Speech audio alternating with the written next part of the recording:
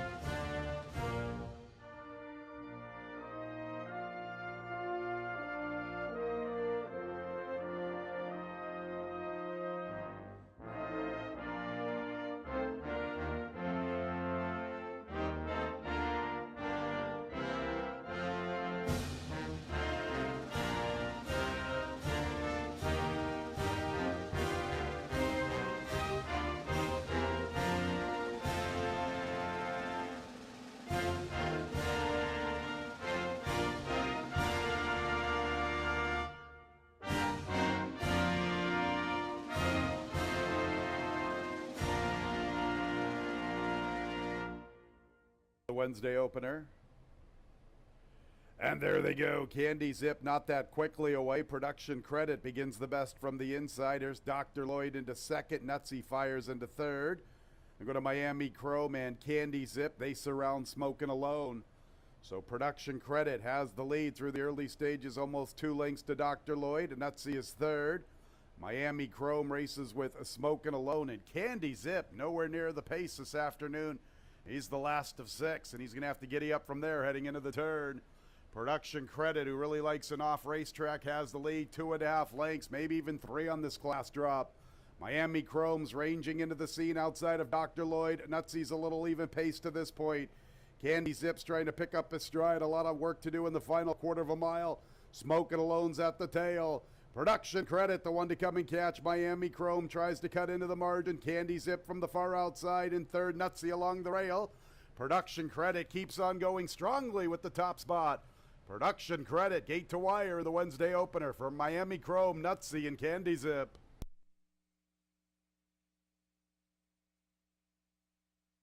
Five, Noah's Destiny. Racetrack now listed as Muddy.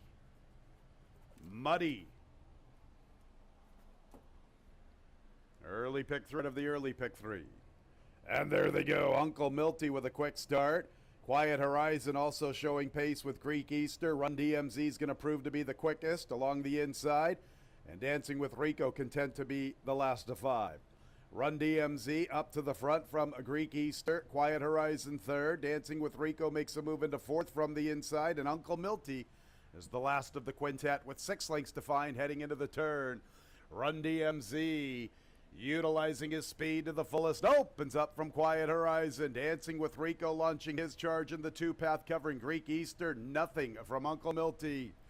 Run DMZ has the lead. Dancing with Rico is trying to close into second inside of Quiet Horizon. They're at the top of the lane, and Run DMZ is the one to come and catch. Quiet Horizon continues to chase the chalk outside of Dancing with Rico. Greek Easter is fourth, then Uncle Milty. Run DMZ opening up with ease. Run DMZ. It's tricky to rock a rhyme, that's right on time. It's tricky. Run DMZ in front from Iron Horizon. Uncle Milty. And the second race is official. 2-6-3-1. Early double 1-2, $18.80. Pick 6 time. And there they go. Rider's Regret comes away in last. Ladies Golden Guy and Flying Emperor begin the best. Cajun Casanova is third. Here's Rider's Regret making a bid for that spot from the far outside. And Beta will bide his time. He is the last of 5, and he's a little more than 6 from the 2 leaders. Flying Emperor has the lead, almost 3 parts of a length to Ladies Golden Guy at a break of about 4, back to a Rider's Regret. Another 2 to Cajun Casanova outside of Beta, still at the back spot against the rail. They're at the 3/8, Flying Emperor and Ladies Golden Guy. No stranger to one another. They battle fiercely for the top spot, still maintain about 4 lengths to Rider's Regret. Other two to Cajun Casanova and Beta. Flying Emperor turns for home with the lead, and Ladies Golden Guy continues to chase, although he's losing a little bit of ground. Flying Emperor with the lead. Here comes Beta with his strong run up the inside. So Flying Emperor has led throughout. Ladies Golden Guy continues to chase this leader. Cajun Casanova trying to pick up his best ride from the inside. Then go to Beta, and riders regret they're not going to get to Flying Emperor this afternoon. All the way on the front end, another one for Emmanuel Di Diego. Cajun Casanova was second. Our fourth race will begin our Wednesday pick 5, scratch number 4, Breaking Stones. The fourth race is in 22 minutes. There Walsh. And there they go. New York Anthem away in last. Father Walsh quickly into stride. Alpha Cairo wants to go with him. The Institute fires into the third spot. They're going to Sam May and New York Anthem guided away from the inside, last of the 5, now striding into fourth. So Father Walsh and Raylu Gutierrez find themselves with a lonely lead, better than 2.5 to both the Institute and Alpha Cairo. New York Anthem is 5 lengths from the pace heading into the third, and Sam May is a distant last. 22 1/5, good opening quarter from Father Walsh, 2 lengths from the Institute and Alpha Cairo. They close in together, and New York Anthem is a little more than 4 from the front. Sam May's a long ways out of it. Father Walsh confronted by the Institute. Alpha Cairo chases them from third. New York Anthem's fourth. Here's the Institute right alongside of Father Walsh. Alpha Cairo up the inside. The Institute has the lead. Alpha Cairo quickening with him from the inside. Here's the big boy, Alpha Cairo, riding the rail up to the top spot. Alpha Cairo, a good-looking winner, and he wins going away from the Institute. Father Walsh and Sam May late on the scene into fourth.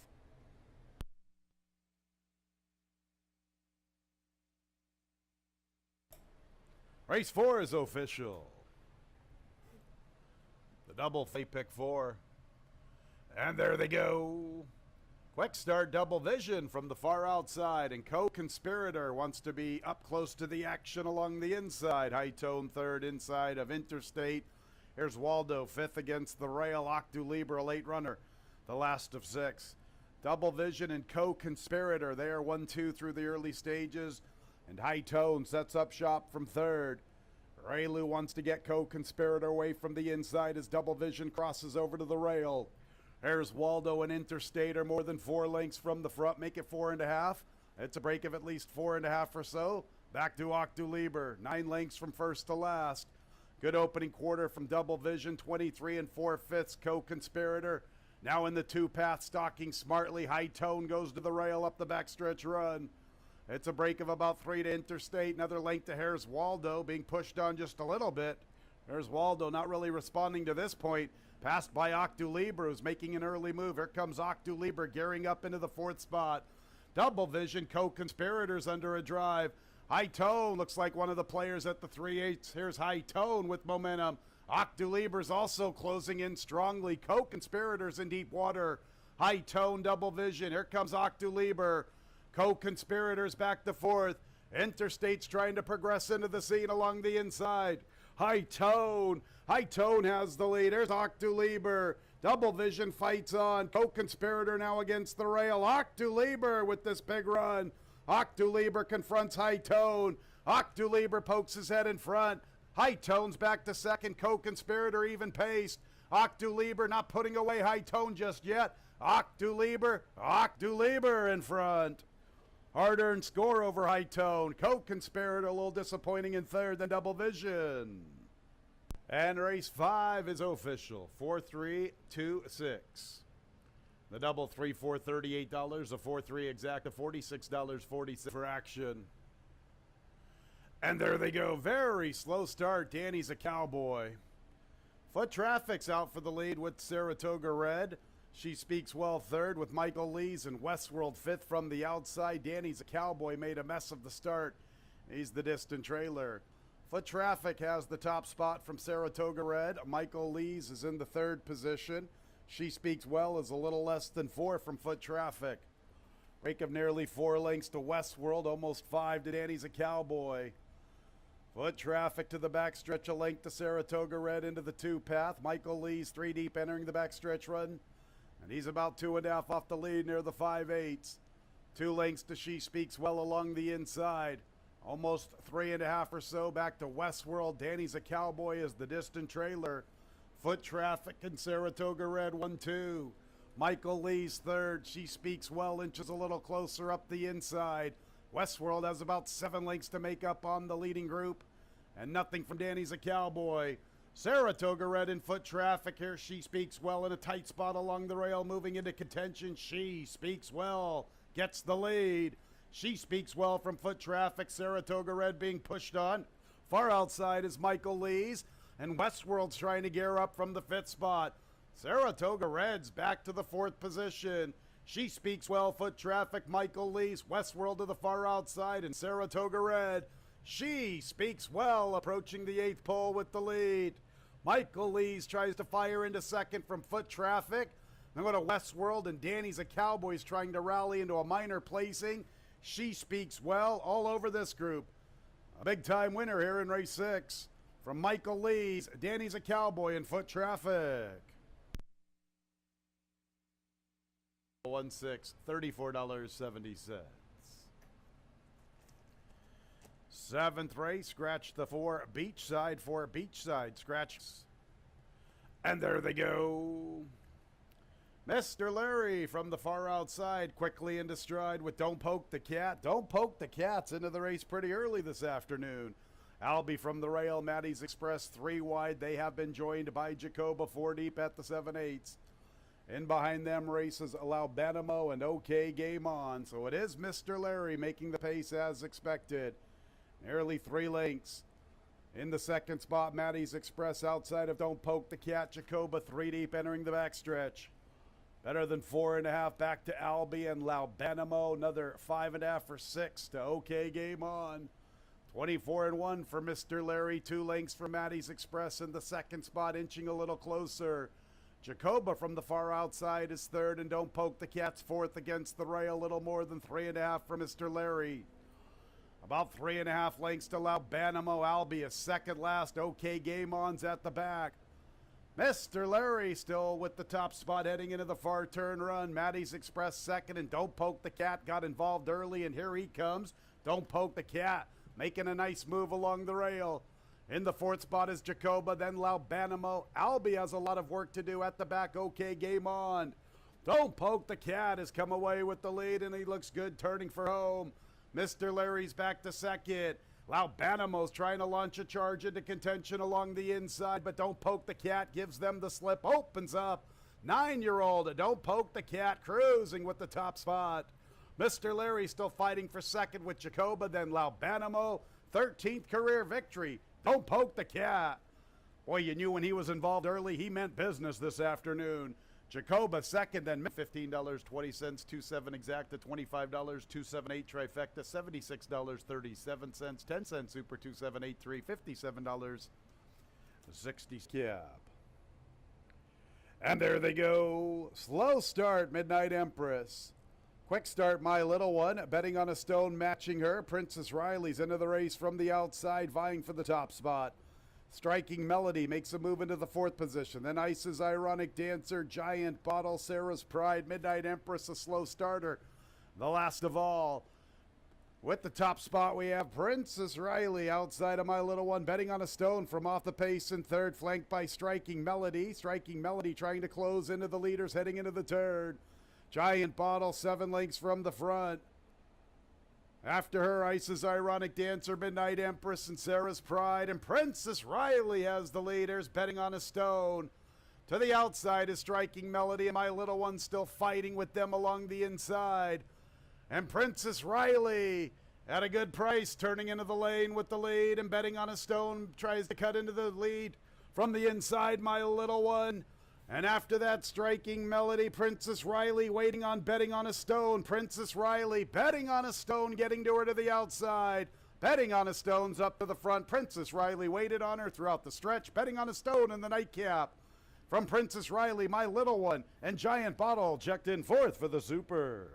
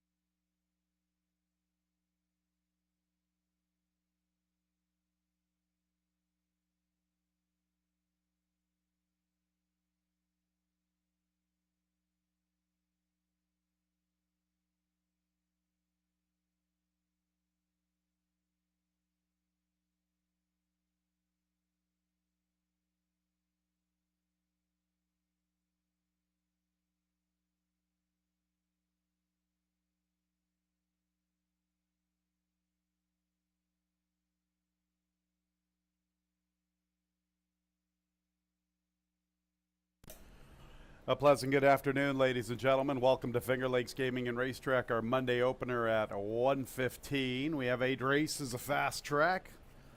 Let's open up our programs. Here are the changes. No changes in the first couple of races. Races 1 and 2 are both clear of change. The opener will start the early double and the early pick 4. Race 2 will commence the early pick 3. Races 1 and 2 both clear of change. Third race will start the pick 6, a couple of overweights. Number 1, Warsaichi, 2 pounds over. Number 5, Little Miss Sunshine, 1 pound over the weight. Pick 5 gets underway in the 4th race, no changes. A late pick 4 will start in race 5, 1 scratch. Number 8, I Love Jackson, 8 I Love Jackson out of the 5th. Late pick 3 starts in race 6. Few changes here in the 6th. Start with the scratch, 8 Uncle Kendrick. Race 6, scratch number 8, Uncle Kendrick.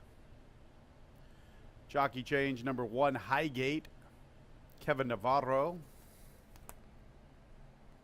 Kevin Navarro. Number 1, Highgate in race 6. And overweight 7, the Cadillac Kid, 1 pound over. 9, Steerage with an additional workout. 17th of August, Finger Lakes, good racetrack, 3/8, 36.10 seconds, breezing. 7th race will begin the late daily double. Scratches 3 and 6, Tacony Road and Juggler, 3 and 6 out of the 7th. And then we go to the nightcap, 8 Roz with an additional workout. 17th of August, Finger Lakes, good racetrack, 3/8, 37.40 seconds, breezing. Those are the changes for the Monday card. 1:15 first post, 8 races, fast track. Have a great afternoon of racing. Up next, Dave Mattias.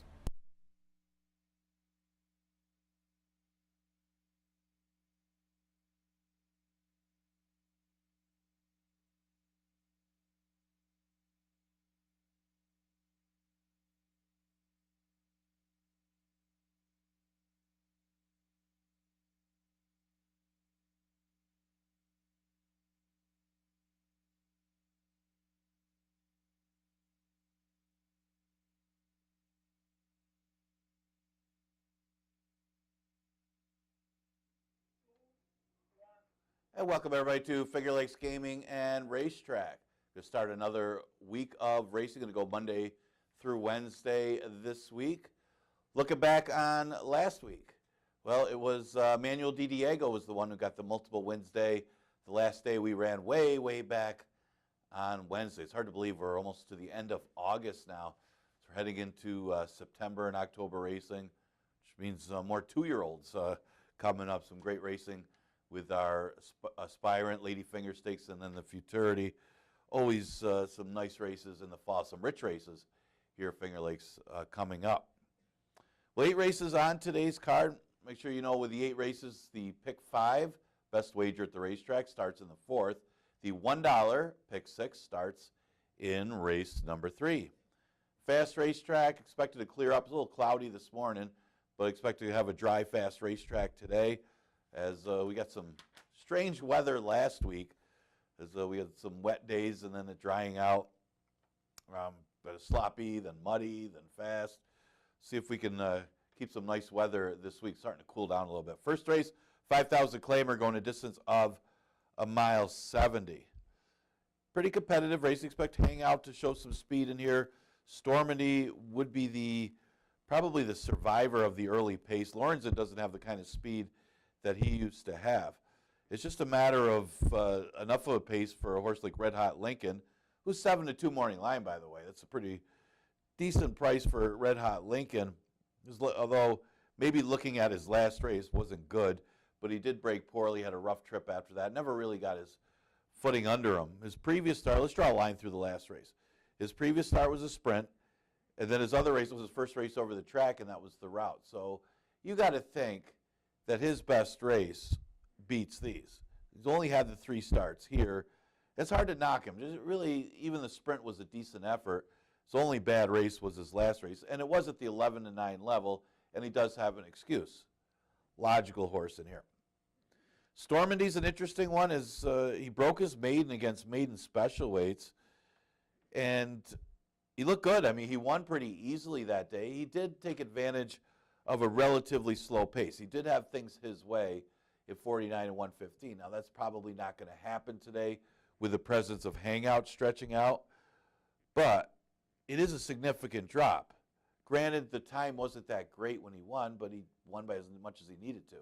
So this horse could be this good. He's dropping to 5, and at this level, again, probably survives the pace with Hangout, gets the early jump on Red Hot Lincoln, who's got to come get him. And then you got Up for Adventure, tough to take this horse on top. Will take a lot of play. I mean, it's going to be one of the morning, well, he's 5-2 morning line.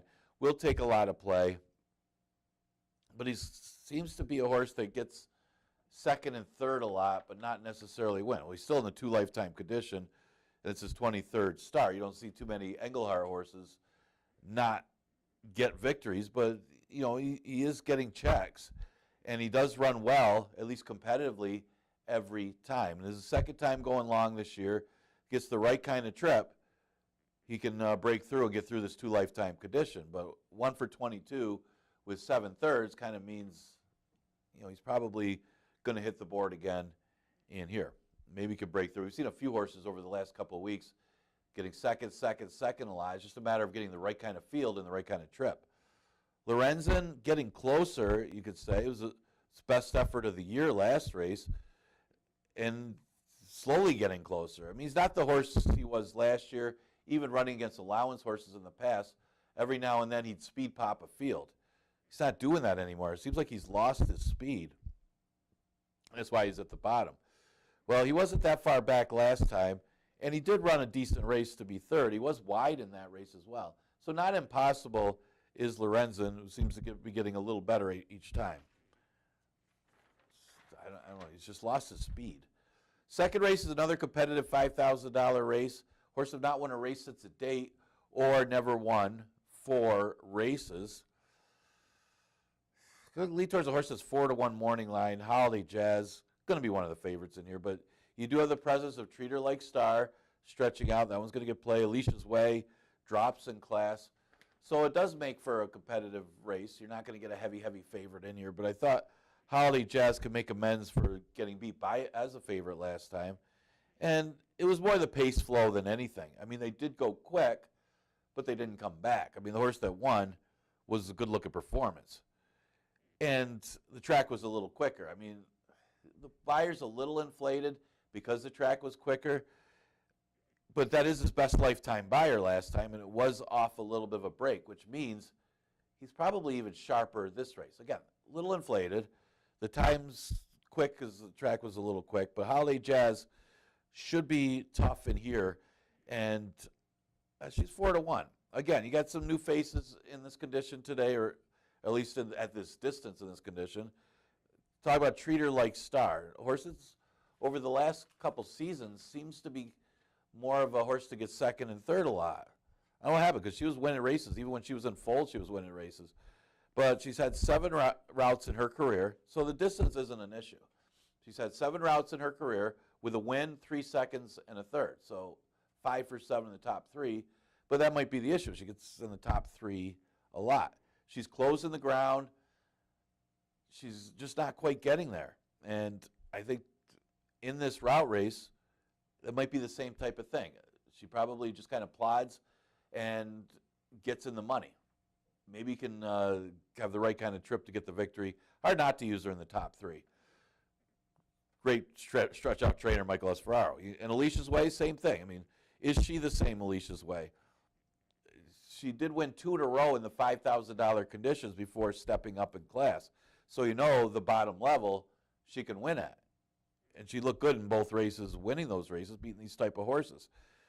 Then, you know, her form went backwards when she went to New York, but maybe it's just simply being overmatched, faced tougher down there. Comes back, runs against opens, runs the last race, the 11 and 9s, stretch out to the mile 70s. She's getting closer, and now drops to 5,000. Got to be considered tough at the $5,000 level. At least the horse you're going to use in your pick 4s. And then you got the one She's Got Game. I'm going to use this horse for 4th because this one's the tricky read. got beat pretty badly last time, but hit the board. I mean, it was a big field. It was just one of those things where I know you ain't talking to me. It was just gone, ran a great race, ran quick. They didn't really come back. I mean, Holly Jazz actually was the only one that closed any ground, as she closed to be second. This one just kind of faded to be third, but nobody else passed her. She's still well beaten in that race and many legs behind Holiday Jazz, but maybe with a different pace flow and more of a trip that the speed might back up a little bit to her, she could have some run to her and be a little closer. It's not like she ran that badly last time. It's just the winner actually ran very well. 3-4-7-1 in race number 2. We go to the third race to start the $1 pick 6. Yeah, a good race. I mean, you could consider this the feature race of the day.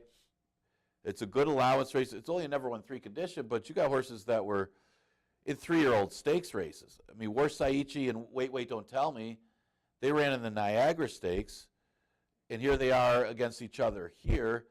You got Golden Moonlight, who dominated. I mean, Wait, Don't Tell Me about the Niagara. I mean, Golden Moonlight trounced that horse, although she was lone speed that day. So maybe Wait, Don't Tell Me can turn the tables on Golden Moonlight in this race.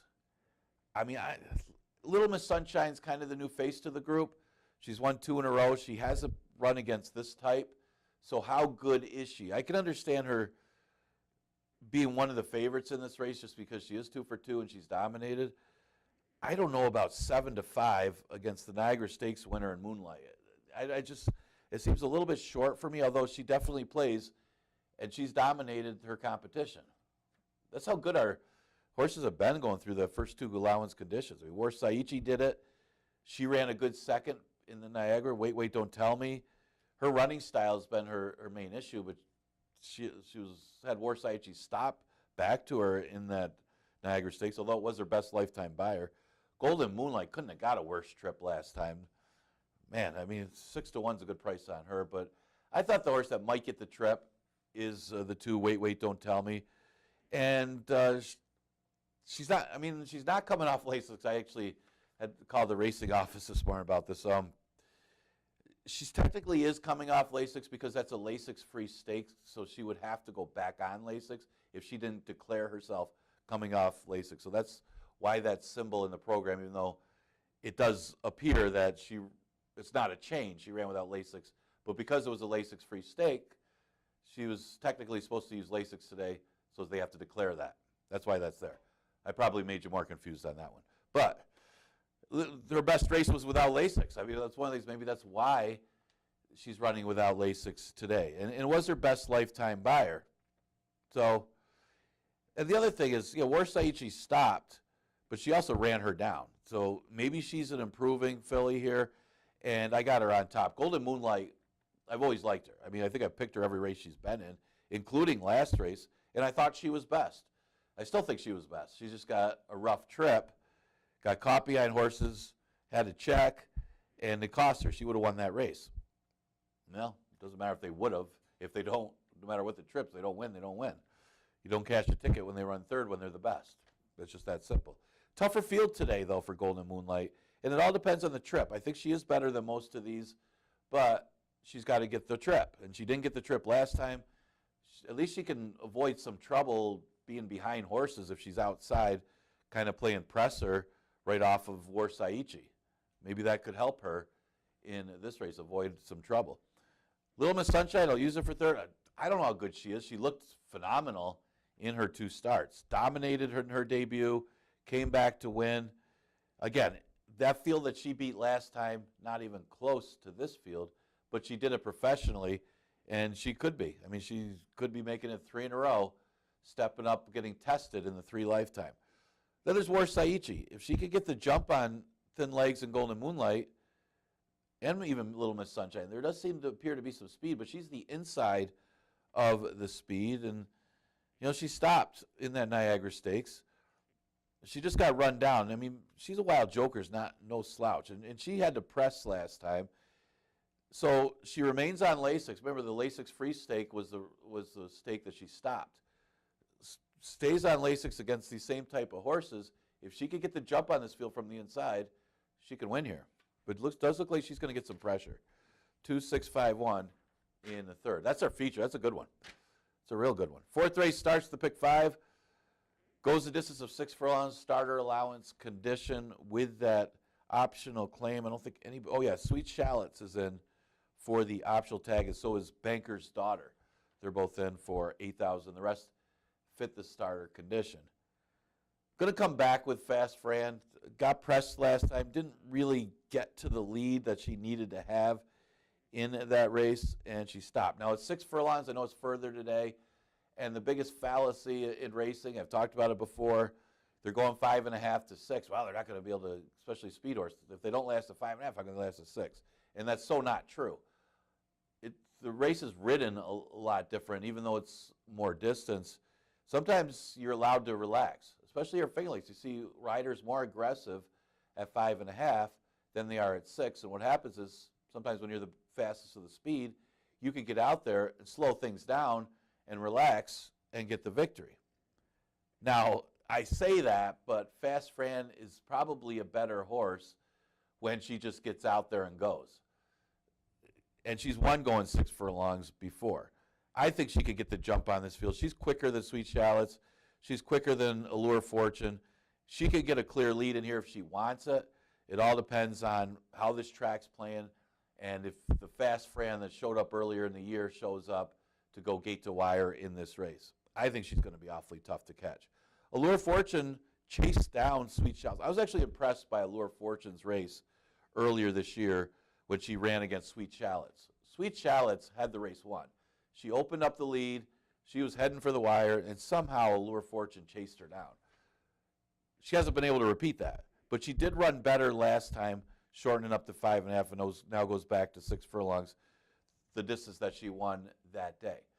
And it's not so much Sweet Shallots she's got to chase down. It's also Fast Fran she's got to chase down. A little tougher move, but I do like her last race. She draws the rail, so no excuse from the trip today. Should be tough. 5-1 morning line. Ramon, she won the condition last time. Man, could she have got a better trip and a better ride from Jackie Davis? Man, watch the replay of that one. That was a solid effort by Ramon, but a very excellent ground-saving ride, tip out. Finally got the trip. I mean, it's mainly her running style that makes it difficult for her. And the problem is she's outside today, which means she's probably going to get a wide trip and not the same kind of trip that she got last time to win. And sometimes in the starter condition, because that's the way the starter condition is supposed to be, pretty competitive. They go from the 5,000s to the starter. It comes down to the trip, who's better. And that might be the case today. If you're taking Ramon as the favorite, just keep that in mind. From that post, she's going from inside to outside. She's not likely to get the same kind of trip. Sweet Shallots, yeah, she's good. And she was putting it together with a win in a second before she ran into Allure Fortune the next race. Last race, maybe we could forgive that effort. She did have a troubled trip in that race. And it was a pretty tough group that she was up against. So moves back to the starter. And, if Fast Fran doesn't have it on the front, she'll probably be the closest one to her, stalking off of her. Maybe she can inherit from there. But I think Fast Fran's going to be out there for a while. Fifth race, an 11-9 claimer going 6 furlongs. Another competitive group. Yeah, I mean, you got Trap the Dream dropping. I don't know if he's going to get the pace he needs. Tommy the Torch ran an improved effort. He's been a little inconsistent in the past, but he's run some big numbers in the past. Boss Ship is a tricky read. Probably needed his last race. How good is he right now?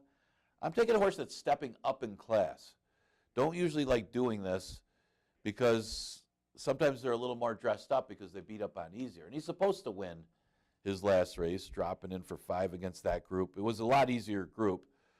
But did this race really come up tough for 11-9 other than maybe Trap the Dream? I mean, Trap the Dream, to me, would be the horse to beat if there's a pace at the 11-9 level. But I think Prepare for Glory is going to get the first run on him after chasing down the speed, which there isn't really that much quick speed in here. I think you put 2 in a row. And again, it's not like it's a big step up because he was running against tougher before dropping down to 5 to get that confidence win. And again, he's probably should have been 1-9 in there, and he won easy. Yeah, he caught slop that day, but it's not like he had a great record in the off track either. Tommy the Torch, I mean, that was a good effort, much better effort than it looks because, you know, Almendra was a drop down, and this horse chased the entire trip and ran a solid third. That race is good enough numbers-wise to beat most of these horses. So it all comes down to the trip for him. He's 8-1 morning line. Don't think he'll get 8-1, but he definitely plays off the last effort. That was a quick time. I mean, that was a very fast time for the day, and it wasn't like it wasn't a good horse that beat him. I mean, the horse had been mixing up with some of the better horses. Talk about Almendro, who had dropped that day. Trap the Dream, going to use for third. Again, pace dependent more than anything. I know it's an easier field than what he's been facing, much easier field than what he's been facing, but he's really at the mercy of the pace. Watch for him to come rolling late. He's better than these horses. It's just his running style sometimes is his downfall, and he's turning back today. Boss Ship's the tricky read. I mean, this horse could win here. He had won 2 in a row at this level last year. Well, he took a long break. I mean, this horse was off since then, since July of last year. Came back off a long layoff and had to need the race. And, you know, maybe he'll be sharper this race, second time off the layoff, and could be any kind. Might need another one coming off that long break. But definitely plays. Would at least use them on saver tickets. Going to go to 3-5-6-2 in race number 5. We've seen Engelhard win with those before. 6th race scratch, the 8. Uncle Kendrick. Got to watch out for Uncle Kendrick. Yeah, I mean, the 2 inside horses, Tunnel Vision and Go Get the Bag, seem to have an edge on the rest of these. A lot of them wouldn't win for the 11 and 9. You know, I would think Tunnel Vision, the race that he comes out of is a little better. The winner of that race, really good-looking performance. That one's the half to Winston's Chance.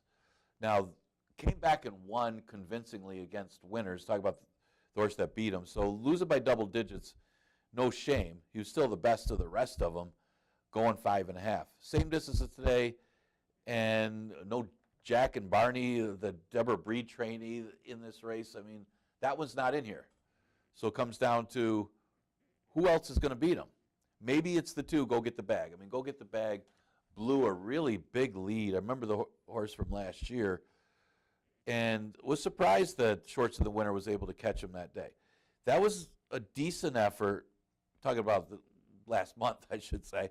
That was a decent effort, the race before, last race, when he ran 4th. But, you know, going back to that race in June, yeah, I don't know. I mean, he did open up a lead. Maybe he went too quick early, but he also was looking for the competition and got caught.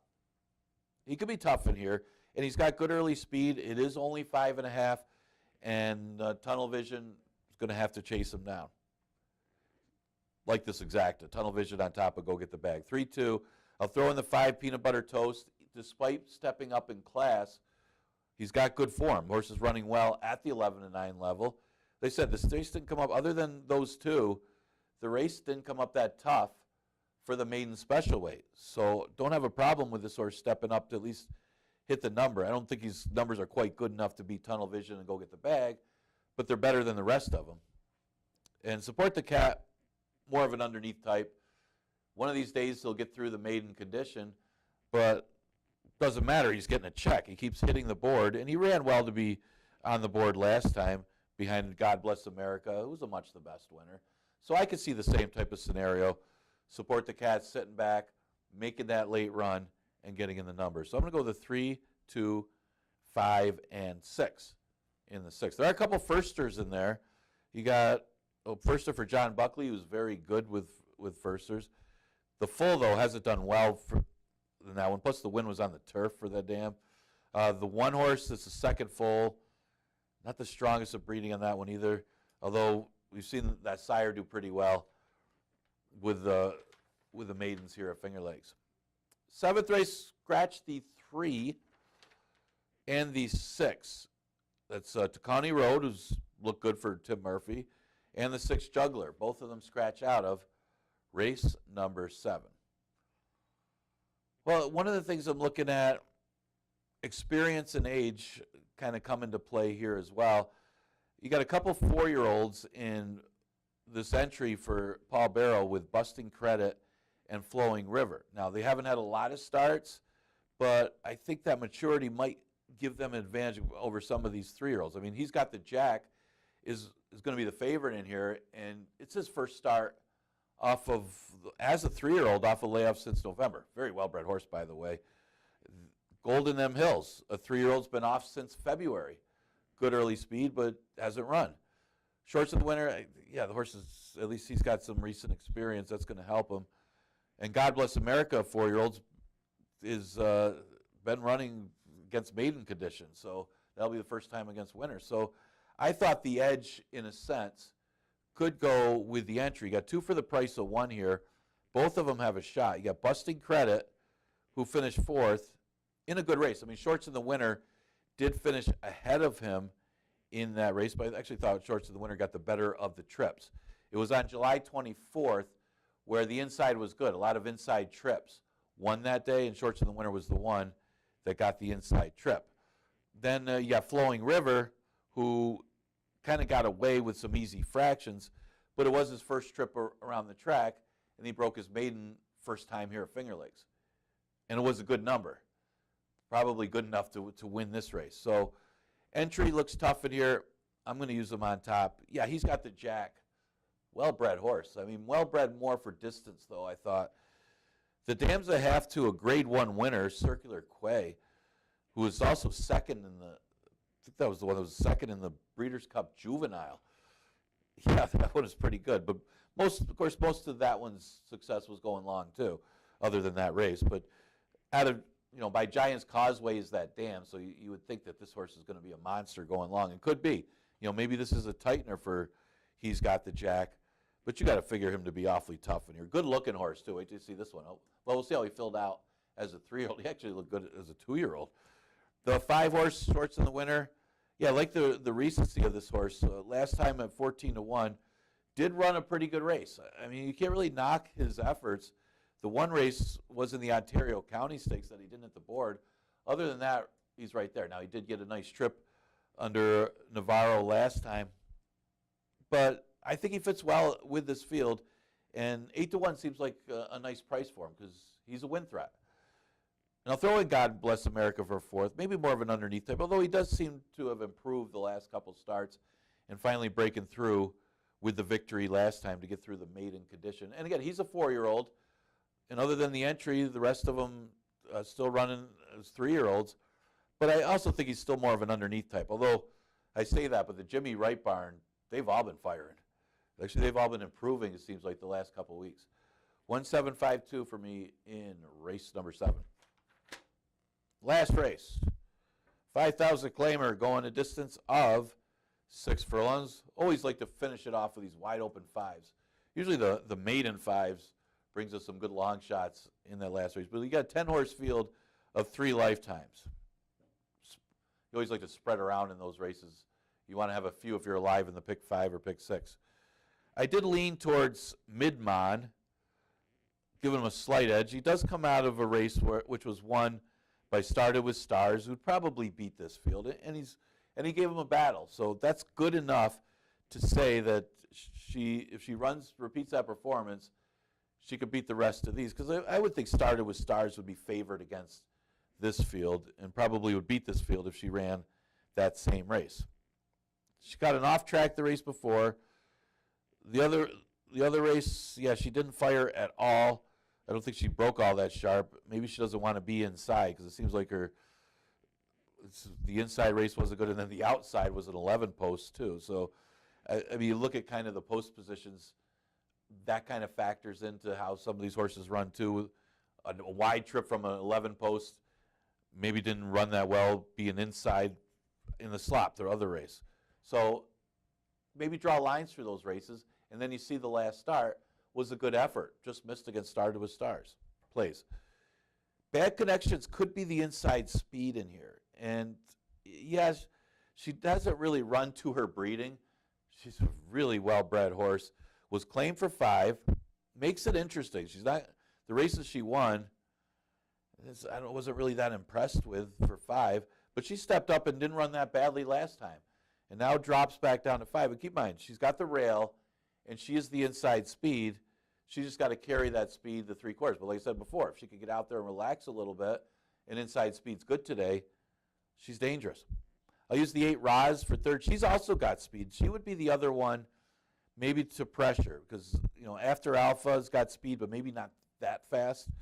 Roz does have speed, and she was really compromised early in that race by a bad start. So it's almost like you could just draw a line through the last race, and then you really can't get a good feel for how good Roz is now for 5,000, because their other races are at the 11 and 9 level. But you got to forgive the last effort, because her race was just over after the start, because she was never in it, plus a horse that likes to be in the race early. Well, she's going to be right with Bad Connection, as she does have tactical speed. I will throw in the Fabulous Moolah for 4th. Good effort. I mean, this horse came out of nowhere to close. It looked like the other horse, the Dixon horse, was going to win the race, and then this horse from way back came flying late and got the victory. Now for Ilmar Loaiza, this one was turning back last time. Look for close late if the pace backs up. So 5, 1, 8, 10 I used in the last race. Midmont at 4 to 1. It wouldn't be a bad price in that 10-horse field. Enjoy today's racing. It is supposed to clear up out there. I'm looking out there, it's still cloudy, but maybe at least the rain is supposed to hold off. We'll get a fast racetrack. 8 races today, 8 races tomorrow. We'll continue races Monday through Wednesday. So tomorrow, the next day, will be a 1:15 first post. See you then.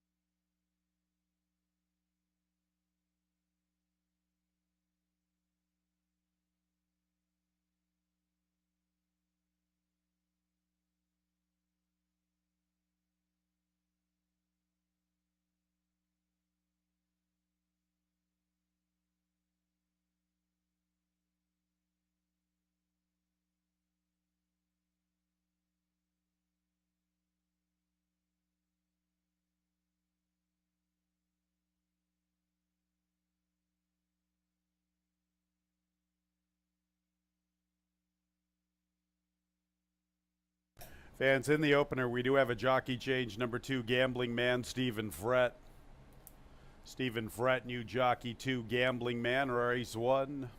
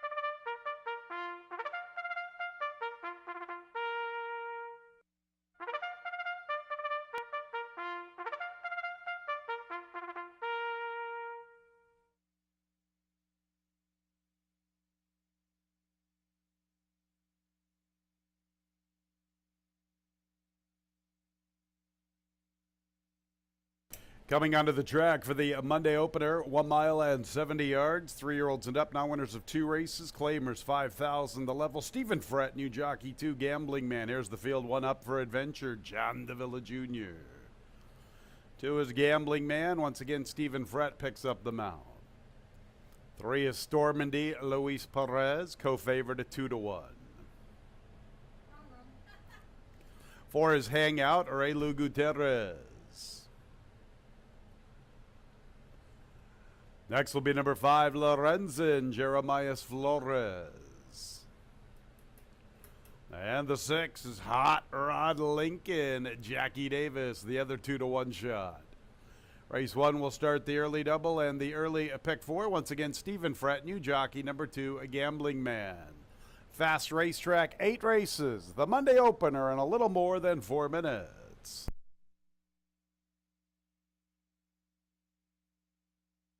Track announcer Tony Kalo up here in the booth. Let's talk about this Monday opener.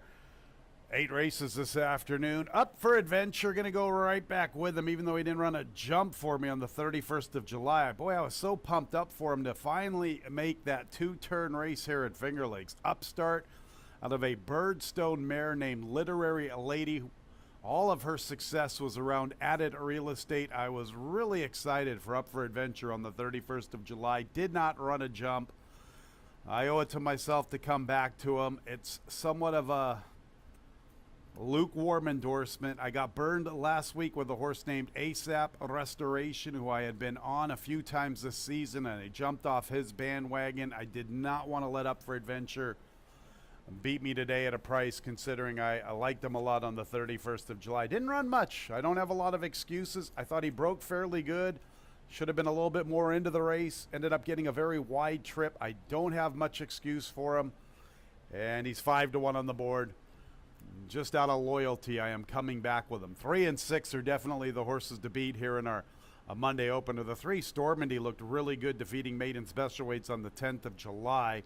Thought that was a very heads-up ride by Andre Worry. Recognized somewhat of a soft opening quarter, and he got this horse right into the race up the backstretch. And the splits maintained that soft flow, 25, 49 and 4, 15 and 1 for 3 quarters. It was a very heads-up ride by our leading jockey, Andre Worry. Unfortunately, Andre's out of action for a little bit of time. Heeman Harkey took over on the 9th of August. Don't have a lot of excuses. Mount Vernon Boy kind of was a merry-go-round affair at a big price. Now Stormandy drops all the way into the bottom for 5,000. I mean, here's a horse 2 back, good enough to defeat maiden special weights. He is an obvious contender at 2-1. Hot Rod Lincoln's the other 2-1 shot. I really liked his effort on the 20th of June. Thought he ran a pretty good race that day.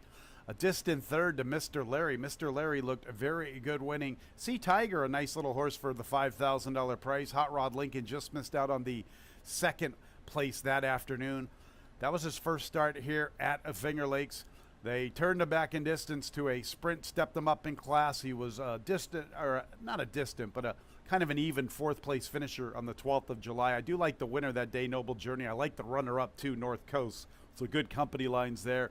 And kind of like Stormandy, he comes out of the Azema Fair, which was the merry-go-round with Mount Vernon Boy on the 9th of August. They are both dropping in, Stormandy and Hot Rod Lincoln, down at this 5,000 level. And they both make a lot of sense. 136 in the opener, starting the early double and the early pick 4.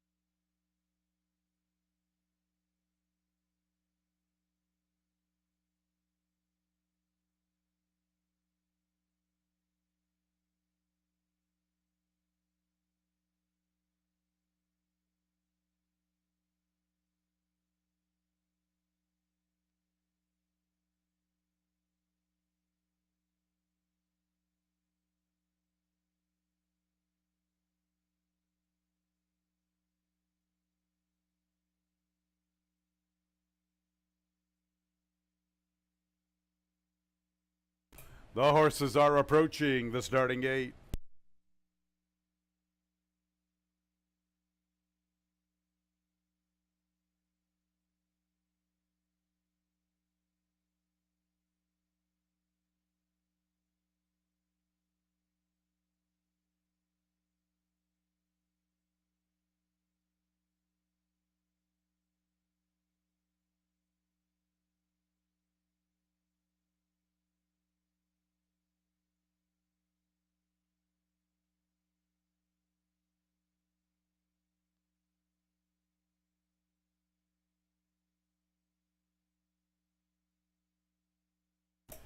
It's post time for the Monday opener. Hot Rod Lincoln at even money.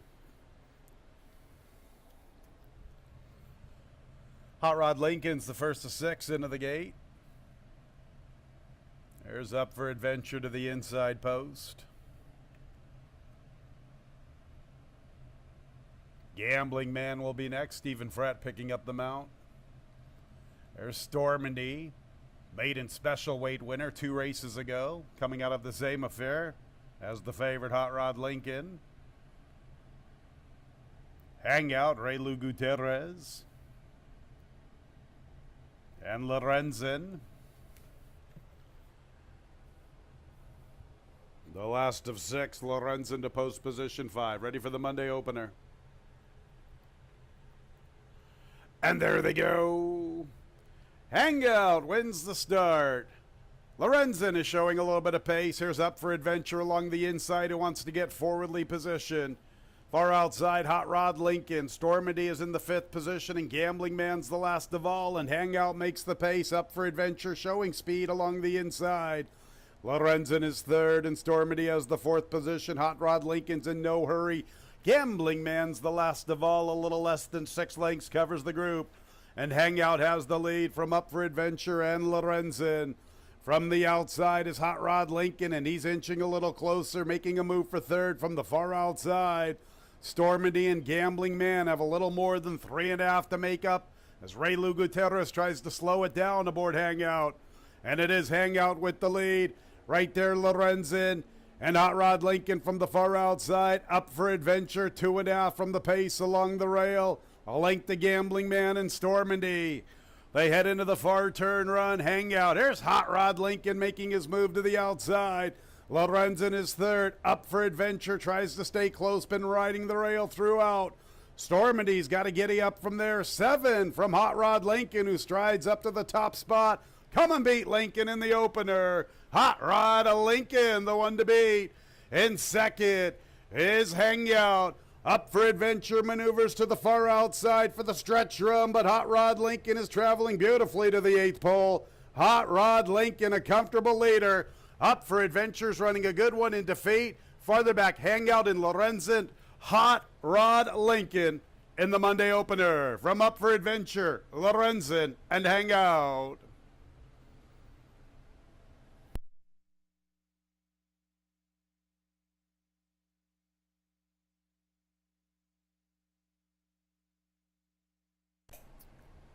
Hot Rod Lincoln, an easy winner of the Monday opener. He was the favorite, and he ran to his odds. Not a bad effort from the one Up for Adventure at 7-1 second. 5 Lorenzen 3rd. 4th got a little interesting. 146 and 13/100ths the final time.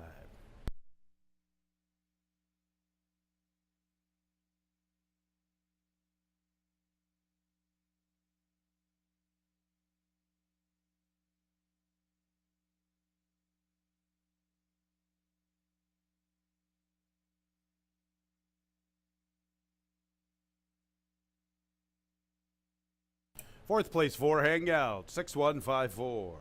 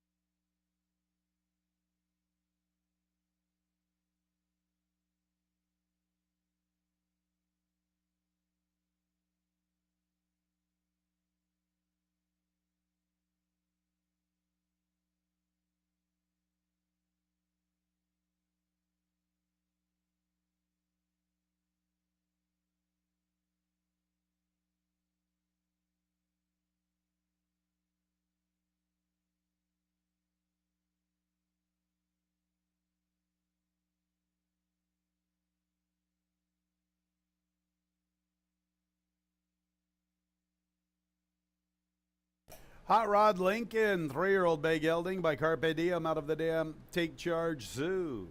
Owned and trained by Nurka Huertas, winning jockey, that girl, Jackie Davis.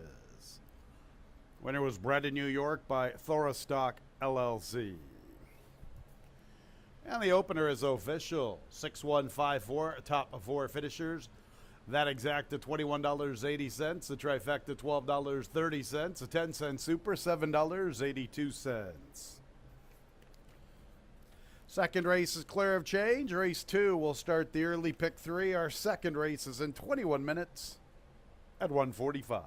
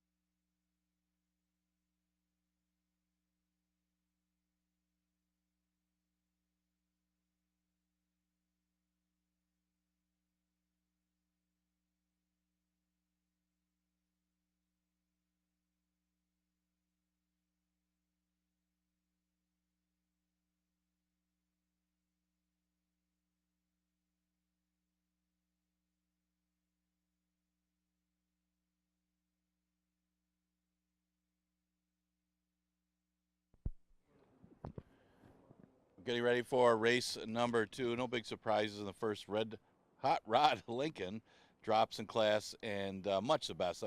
That race was a runaway winner. Jackie Davis gets the victory for owner-trainer Nurka Huertas. That barn's been going pretty well. Well, it's been going pretty well all year. Second race of 5,000 claimer. Now there's a race since a date or never won 4 races. I'll start off with the 3 Holiday Jazz. The current favorite is the 4 Treat Her Like Star. Consistent horse. Gets second and third a lot, but figure the horse to be in the mix. But the 3 Holiday Jazz look good winning at the 11-9 level. Won 2 races in a row. Then tried a tough state bred allowance where Saloon Girl just took off and won that race pretty easily. She got a break after that race, came back, and ran well. I mean, the horse that won just slipped away and ran a big one on the front end. Holly Jazz actually earned her best lifetime buyer in that race, though inflated because of the quick track. It was still a good effort by Holiday Jazz, and she figures to be awfully formidable in here if she could repeat the last effort. And she's right now at odds of 2-1, not a bad price. The 4 horses, Treat Her Like Star, going to get some play because of the connections and her consistency.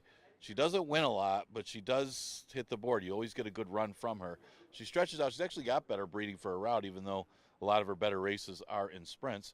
She's only run long 7 times in her 62-race career, and her record's not that bad. 7 starts, 1 win, 3 seconds, and a third in those starts in the route. So you got to figure her to be a contender in here, at least to use underneath. She's at odds of 9-5. The 7 is Alicia's Way. Alicia's Way last couple times in for 5,000 was in lifetime conditions, and she won 2 in a row. She won against the 2 lifetimes of going to mile 16th, then followed up with an easy win against the 3 lifetimes, which included a horse in here, Uni Loves a Fight. She easily beat that rival. But her form hasn't been that great since, but she also ran against Aqueduct competition before coming back here at the 11-9 level. Now drops to the bottom. That might be good enough to put her in the winner's circle, at least get her in the mix against these, you would think, after running against Unicorn Sally. Big difference in competition here. The 1 is She's Got Game. She's Got Game, maybe the effort's not as bad as it looks coming out of the same race as Holiday Jazz. She didn't have a good break. The pace didn't back up, and she just kind of ran evenly from there. And she was facing tougher before dropping down to 5,000. She gets the weight off with the apprentice rider, might be a little closer, probably gets in the number again today, and she'll be a little bit of a price at 8-1. Good horse to use in your tries and supers. Exacta Tri Super Daily Double and Pick 3 starts in race number 2. Got about 8 minutes to post.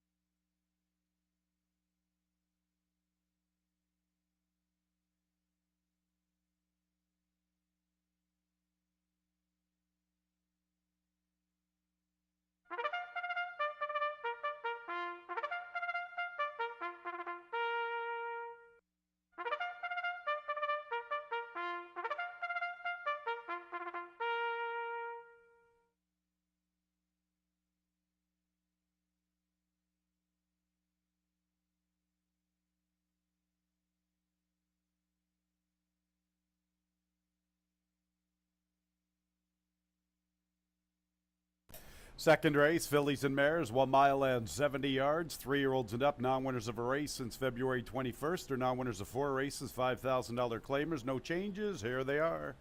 Number 1, She's Got Game, Giovanni Paredes. 2 is Coup de Parte, Stephen Fred. Next will be the 3, Holiday Jazz, Emmanuel Di Diego. 4 is Treat Her Like a Star, Luis Perez. Next will be number 5, Miss Pab, Carlos Barbosa. 6, Uni Loves a Fight, Joel Cruz. And 7 is Alicia's Way with John Davila Jr. Second race will begin the early pick 3, post time in about 4 minutes. Holiday Jazz currently at 9-5. Treat Her Like a Star at 8-5. Alicia's Way at 4-1. They're the top 3 on the board. They are the top 3 that figure on paper. But I'm going to try to spring the upset here with the 6. Uni Loves a Fight. Boy, that last race, she can't be that bad, can she? She was 5-1 that day. She looked sensational when winning on the 5th of July with a powerful front-running victory. Now, granted, she got to cruise along under Joel Cruz that afternoon, 24-3, 49 and change, and 15-1. But, you know, you look at this race, and there's not a heck of a lot of pace on paper. Treat Her Like a Star on the stretch out. Maybe she goes along the inside. Uni Loves a Fight showed last year she doesn't necessarily need the lead to succeed. I'm willing to give her a look at a price. You know, 10 starts here at Finger Lakes have resulted in 3 wins and 2 seconds. She's 3 for 6 at the distance. Last time they just did not ask her for any speed whatsoever. And I believe that took her completely out of her game. It was a much tougher spot, obviously, than that non-winners of 3 Lifetime, the race she won on the 5th of July. And this is a much tougher spot, too. But at least if she comes through for us, we're going to get rewarded at a nice price. She's currently at 10-1. 4, Treat Her Like a Star, although 0 for 3 at the distance in the daily racing form from a statistical standpoint. We all know that Senior does very well with sprint to route, 38%. According to the form, 2 sprints to a route, significantly lesser at 17% from a very limited sample. Couple of sprint races. She always runs pretty good. She's been very talented throughout her career, getting close to $300,000 in earnings.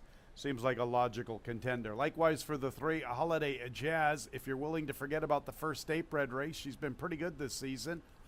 3 of her last 4 races have resulted in 2 victories and a runner-up effort. She was the beaten favorite in this condition on the 1st of August. She ran a pretty good race. She really had a good stride from the 8th pole to the wire. And her best race puts her in contention, no question about it. She's 5-2. And then you get the 7, Alicia's Way, who obviously needed that race on the 9th of August.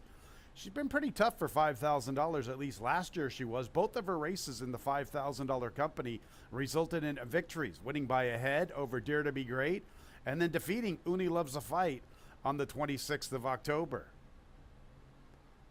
This is her 2nd start of the season. She's already won the state bred. She's one of the players, no question about it. 6, 4, 3, 7 for me here in race 2, starting the early pick 3.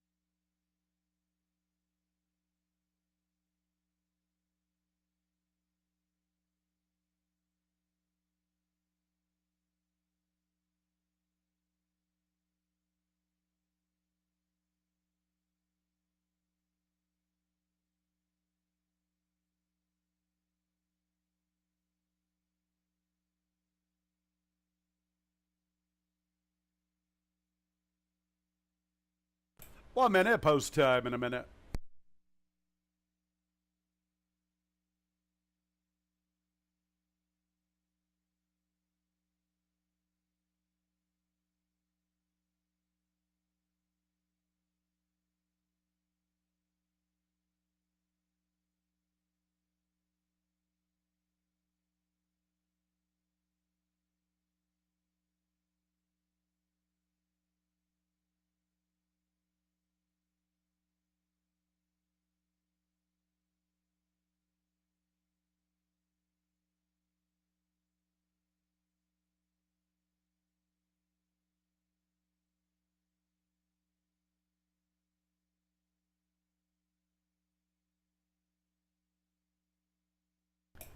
It's post time for the second race. 7 fillies and mares arriving at the starting gate. Favoritism currently with number 3, Holiday Jazz. She's Got Game is in. Coup de Parte moving forward. And here's the current favorite, Holiday Jazz.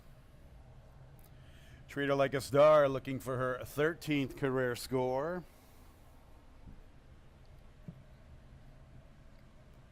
Miss Pab will be next. Uni Loves a Fight and Alicia's Way, the last two to load to the outside.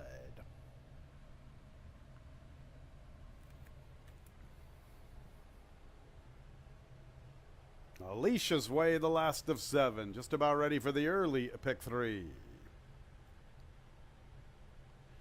And there they go. Quick start for Uni Loves a Fight. She's part of the pace, which includes several others. Coup de Parte, Holiday Jazz, Treat Her Like a Star. From the rail, She's Got Game. So Uni Loves a Fight's going to be stuck out there a little deep. Miss Pab is second last, and Alicia's Way is at the back marker, but at least she's getting a lot of pace to chase, as there were many of them that were sent for the lead. She's Got Game, Uni Loves a Fight, and Holiday Jazz. Coup de Parte's back to 4th. In the 5th spot there, races Treat Her Like a Star into her outside, Miss Pab. Better than 5.5 for 6 to Alicia's Way, but they are going pretty good up front. 23 and 4 for She's Got Game and Giovanni Paredes, better than a length. Uni Loves a Fight is second outside of Holiday Jazz. Coup de Parte is 4th, and she's 3 lengths off the pace. Almost a length to Treat Her Like a Star. Miss Pab deep up the backstretch, and Alicia's Way is beginning to gain some ground from that back marker. And like I said, she got a good opening quarter to run after. And although she's last, Alicia's Way has pace to chase. And she gets within about 7 heading into the turn with momentum. Still at the top spot, She's Got Game. Holiday Jazz stays close. Uni Loves a Fight. Couldn't get near the lead today with that wide post, and she's all the way at the back. Let's go back to the front. She's Got Game and Holiday Jazz. Alicia's Way continues to close ground. She's going to make a bid for 3rd along the inside. She's Got Game and Holiday Jazz. And Alicia's Way's into 3rd. She's Got Game, Holiday Jazz right alongside. Alicia's Way a distant 3rd. Holiday Jazz and She's Got Game. Holiday Jazz is up to the front. Holiday Jazz gets the lead, puts away She's Got Game. Alicia's Way a distant 3rd. Holiday Jazz the favorite with a good-looking victory. She's Got Game ran well in defeat. Alicia's Way got up for 3rd. 4th place, Coup de Parte.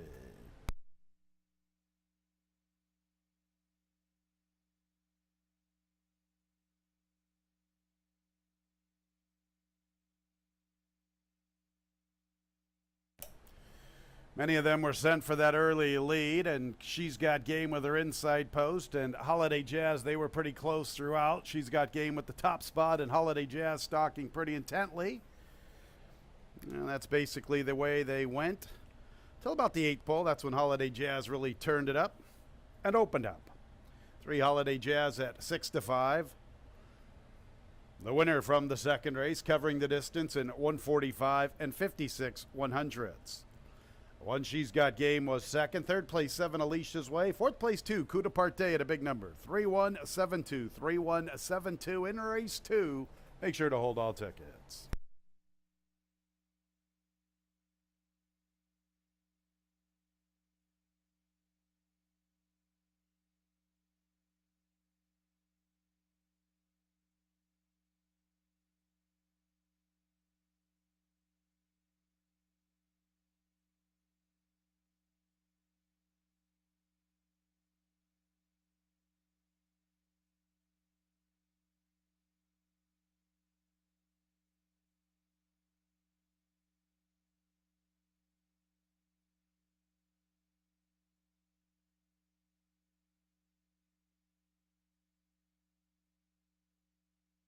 Holiday Jazz is in the winner's circle. It's been a good 2023 for Holiday Jazz. Her third victory of the season, her fourth victory in her career. She's a 5-year-old chestnut mare by First Samurai out of the dam Alma Leonera.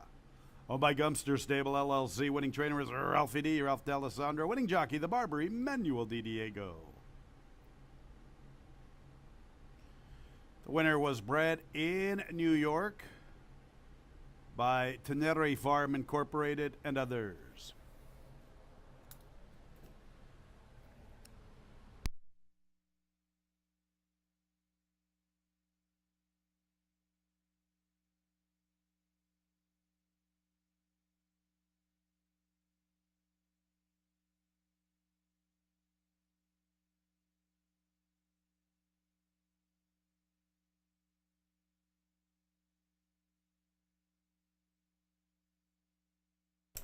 Second race is official, 3-1-7-2. That early double, 6-3, $15. A 3-1 exacta, $14.40. 3-1-7 trifecta, $10.50. 10-cent super, 3-1-7-2, $29. On to the third race. Race 3 will start our pick 6, $1 minimum wager. Nice race in the third. Some very nice 3- and 4-year-old fillies. Number 1, Warsaichi, 2 pounds over the weight. 5, Little Miss Sunshine, 1 pound over. Our Monday pick 6 in about 19 minutes at 2:13.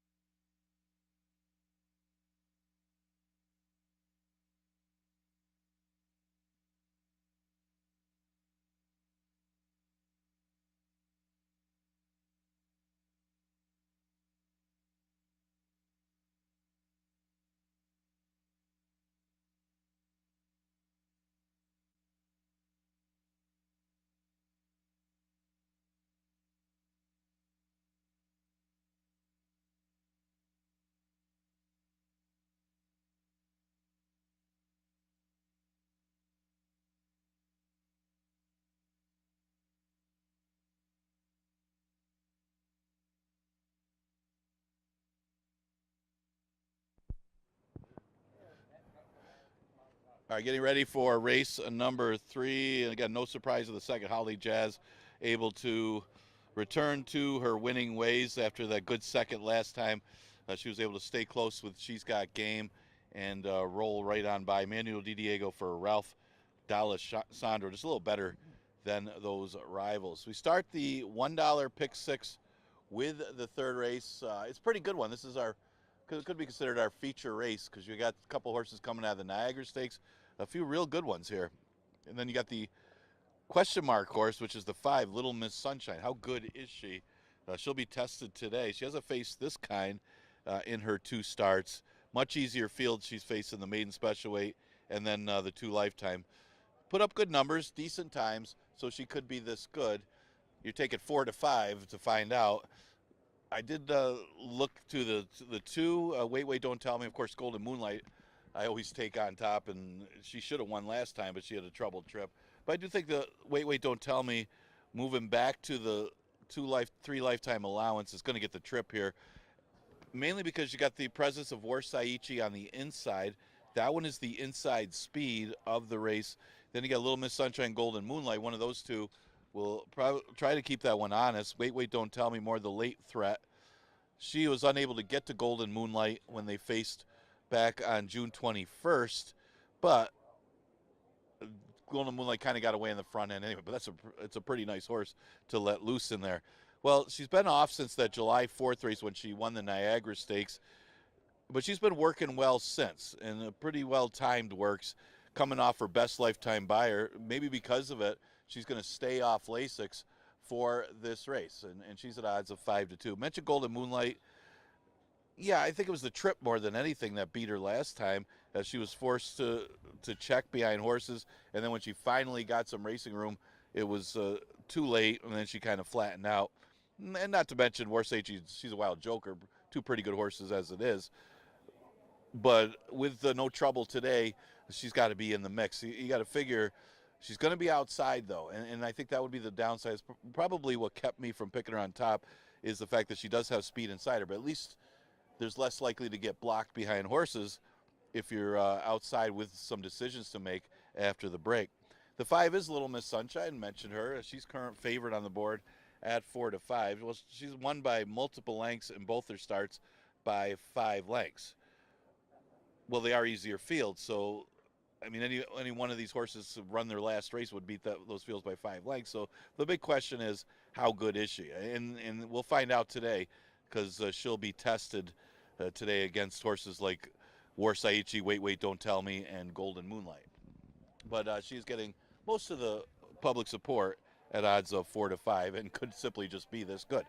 So what is War Saichi? She'll try to get away from her competition from the rail. She's the inside speed of the race. Looked like she was going to win the Niagara Stakes. She opened up and then just stopped in the last few yards, and maybe as part of it was Wait, Don't Tell Me running a good race to chase her down as well.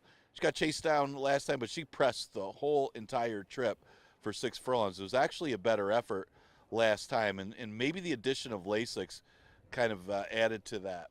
So we'll see. She'll go against the same competition with the Lasix again today, and More Saichi, the inside speeds at odds of 5 to 1. Pretty good feature race here in the third. We start the $1 pick 6, Exacta Tri Super Daily Double, and pick 3 also available here.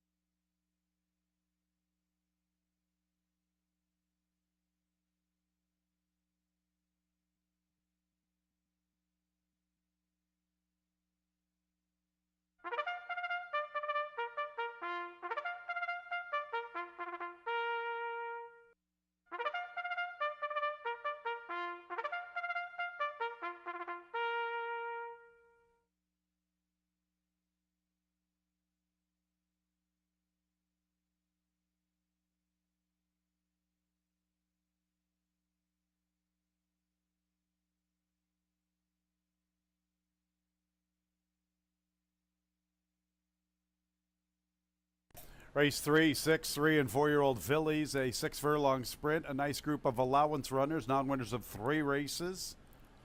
1 Warsaichi, 2 pounds over, 5 Little Miss Sunshine, 1 pound over the weight. First leg of our Monday pick 6, post time in about 4 minutes.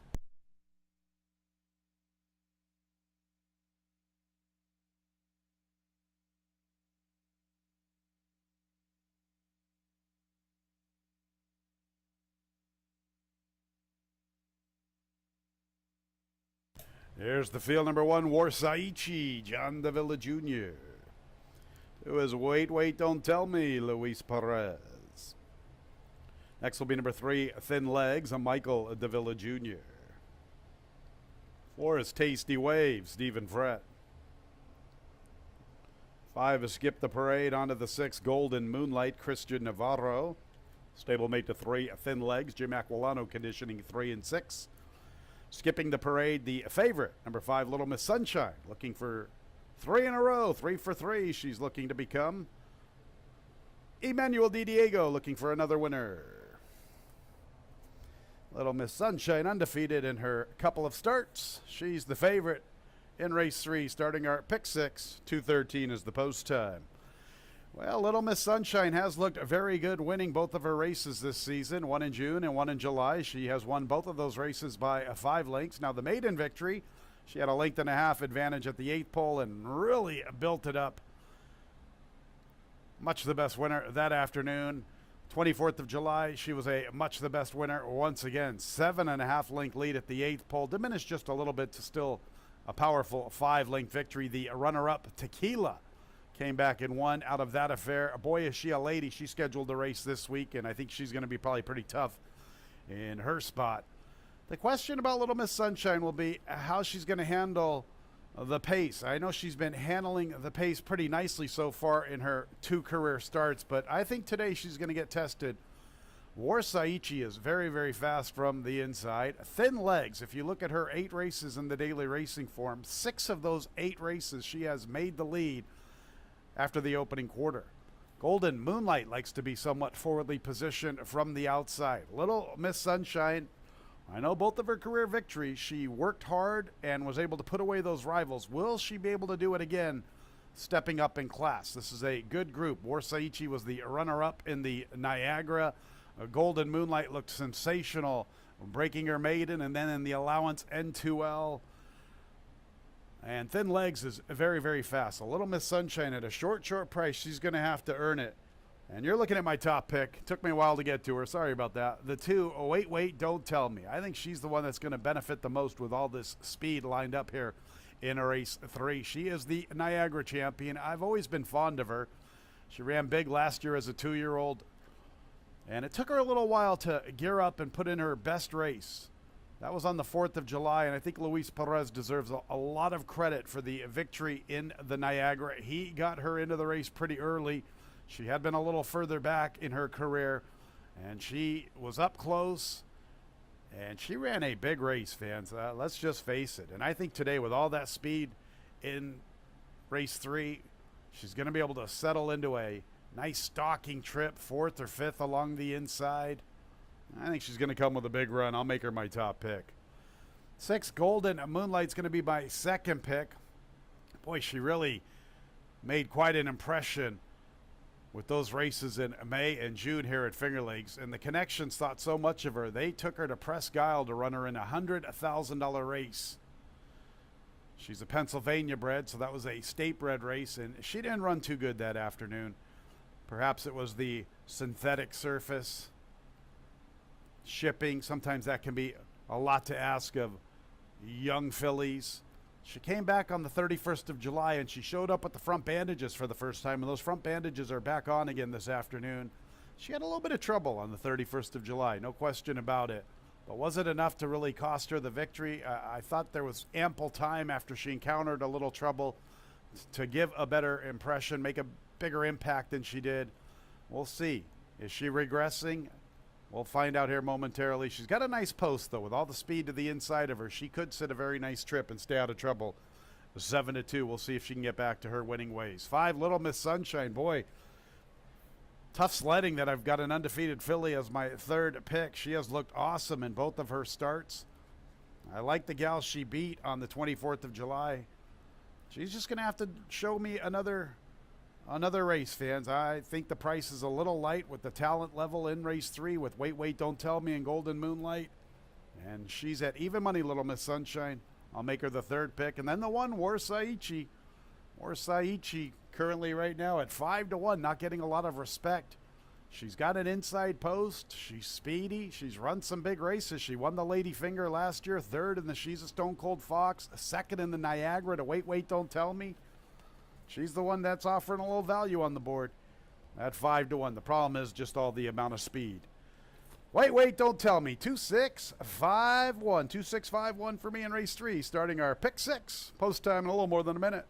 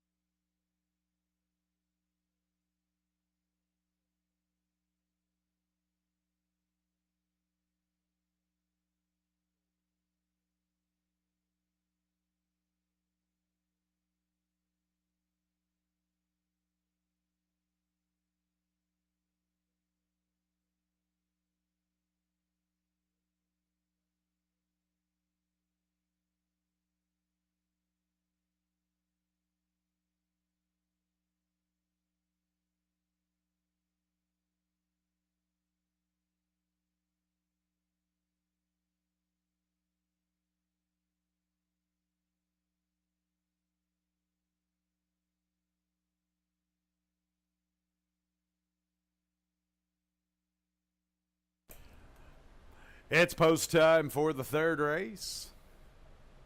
Little Miss Sunshine, 4-5 favorite. 6, 3, and 4-year-old fillies.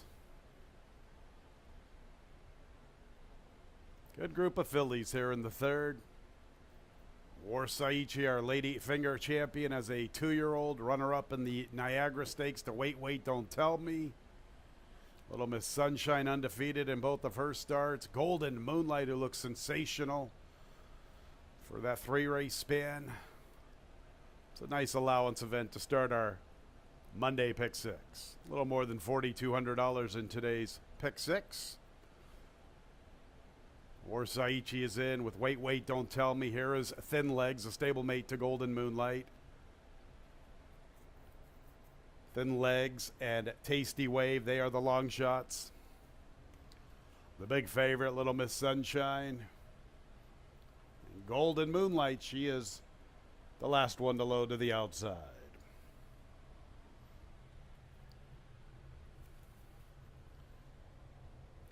Ready for the fillies.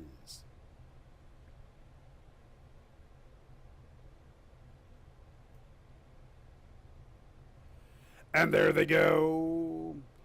Little Miss Sunshine is showing good speed with Thin Legs. Warsaichi wants to show her speed from the inside. Tasty Wave comes away running in fourth. Little Miss Sunshine will sit a trip from the outside as she backs off the pace battle.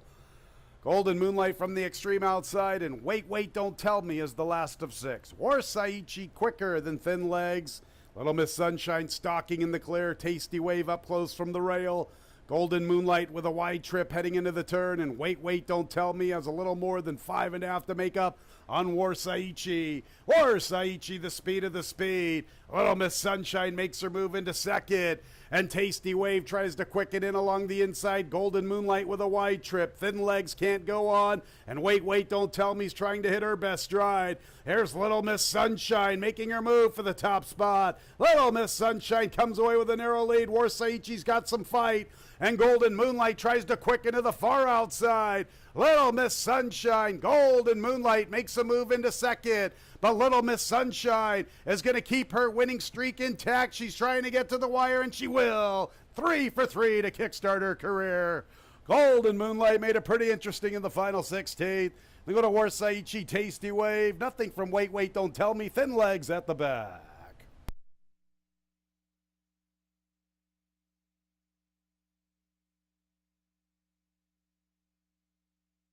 New dimension shown from Little Miss Sunshine this afternoon. A very talented filly. That's 3 for 3 to kickstart her career. Like the way she was able to sit a trip this afternoon. That really bodes well for her future. 1 minute 12 and 61 100ths. 6 Golden Moonlight. With a big effort. She was coming on strongly late. Third place 1 Warsaichi. Fourth place 4 Tasty Wave at 52 to 1 for the Super. Make sure to hold all tickets.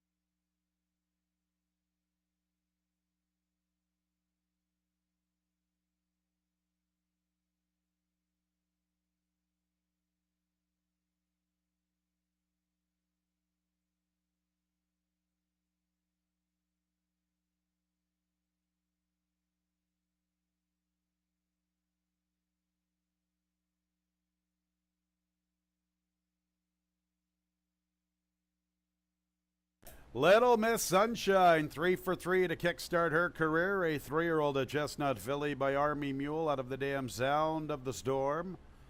Owned and bred in New York by Carol Pepper. That's Dr. Carol Pepper. Winning trainers Ricky Schaefer. Back-to-back for the Barber, Emmanuel Di Diego.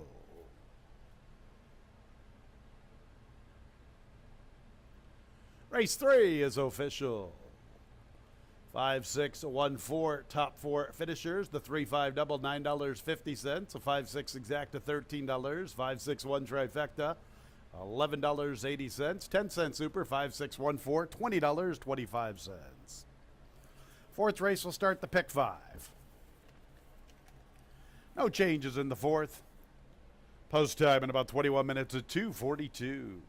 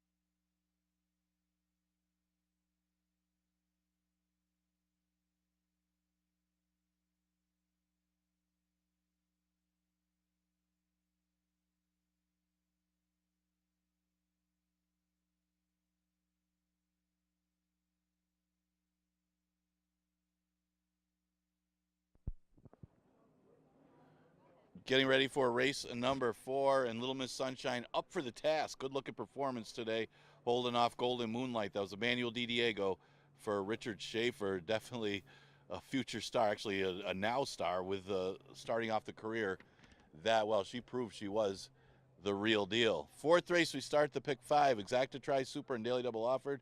It is an optional claiming starter. 8,000 is the tag.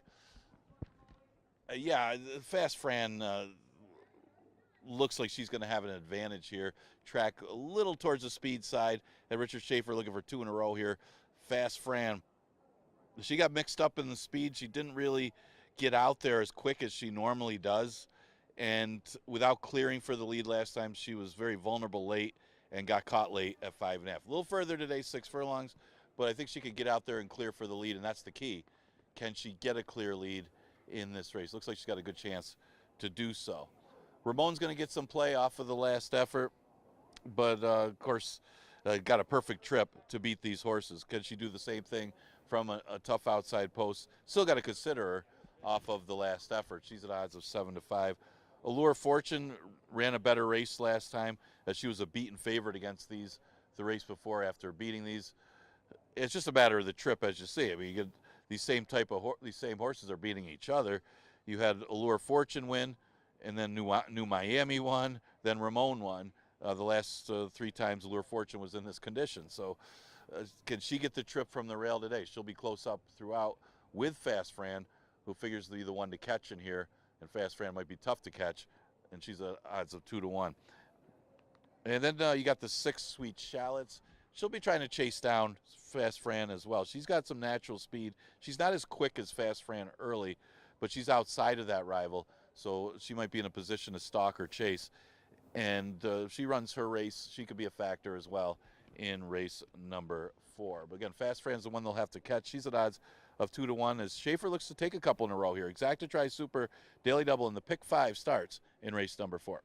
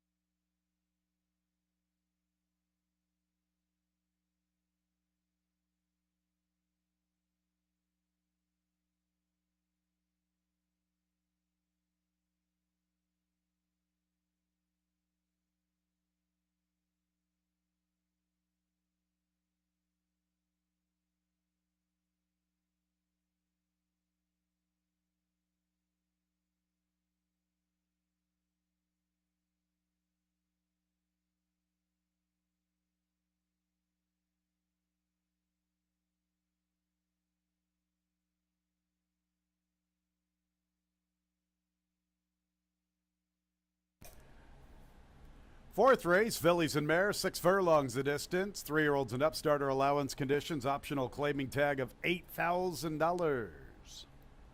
No changes in the fourth. It will start our Monday Pick 5 post time in about 4 minutes. 2:42 is the scheduled post time.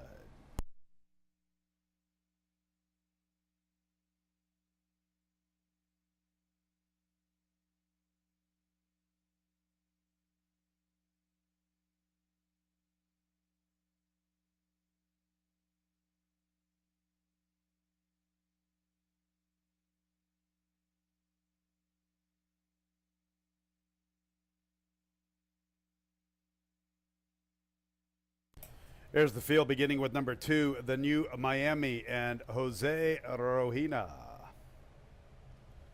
3 is Saloon Girl, Carlos Barbosa.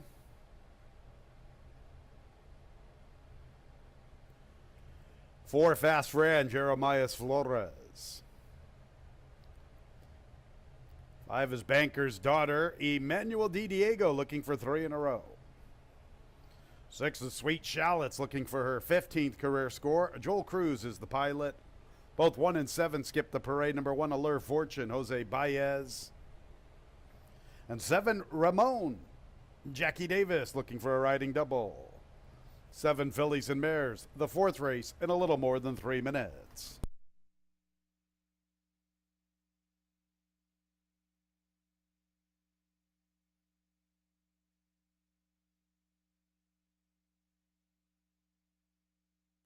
Nice starter allowance race to start our Monday Pick 5, 7 fillies and mares. Right now, Ramon is the favorite at 8-5. She just defeated both Allure Fortune and Fast Fran on the 2nd of August. And the fans are jumping right back on Ramon. She's the current favorite. I've got her as the third pick here. I thought the 4, Fast Fran, the beaten favorite out of that affair on the 2nd of August, is probably the mare to come and catch and come and beat. You know, on the 2nd of August, she had to battle fiercely with a very, very talented gal named Flattery's Music.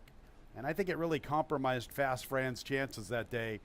Ramon and Allure Fortune both took advantage of Flattery's Music, taking it right to Fast Fran.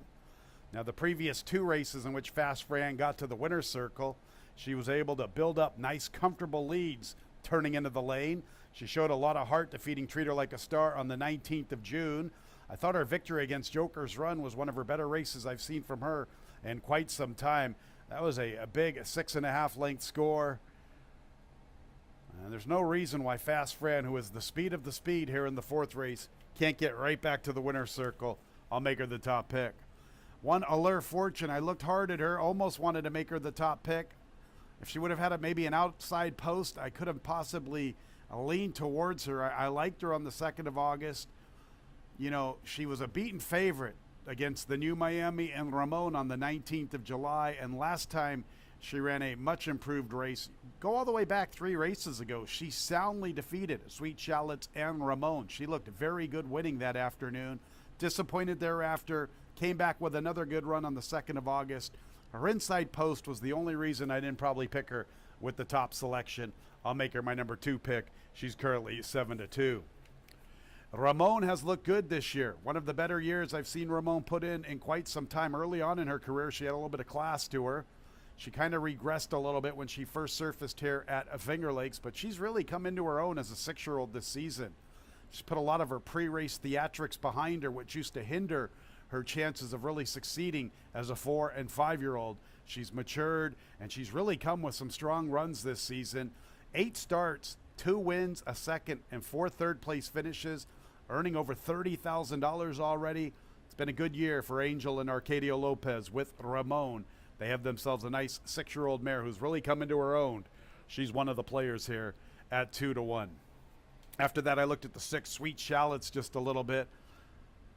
Liked her victory in late May. Thought she ran pretty good back-to-back races thereafter in June and July. Recently, 13 days ago, didn't run much. Don't have a lot of excuses for it. Perhaps it just was the level of competition. That was a salty second state bred race. No chalk's a nice one. Easy Play's been in good form this year. Sweet Shallots now back in with friends. She has every right to be one of the players in this spot, and she's offering a little value on the board at 6-1. 4176 in the fourth race. A nice starter allowance event starting our Monday pick 5.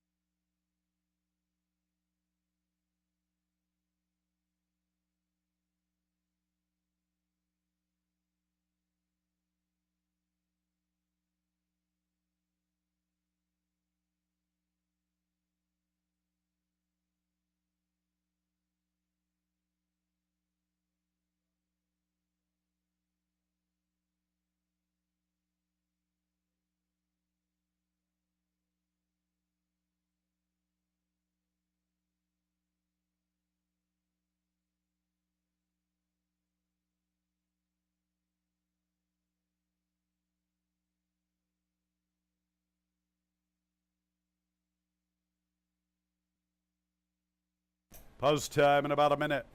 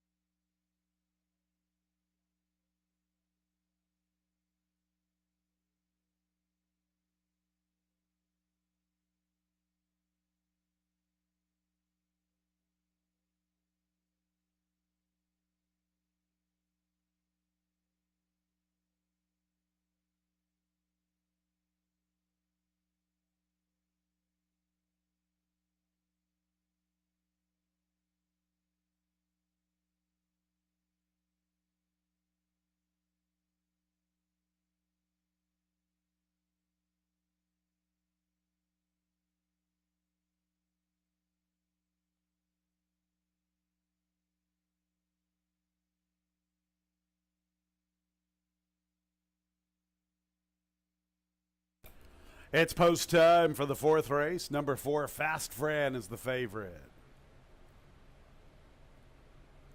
First leg of our Monday pick 5, a nice starter allowance race for fillies and mares.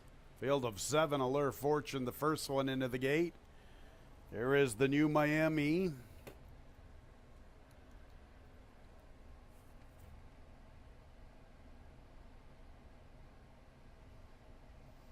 The New Miami has won 2 races this season, 21-1 and 59-1 in both of those victories. 38-1 on the board today.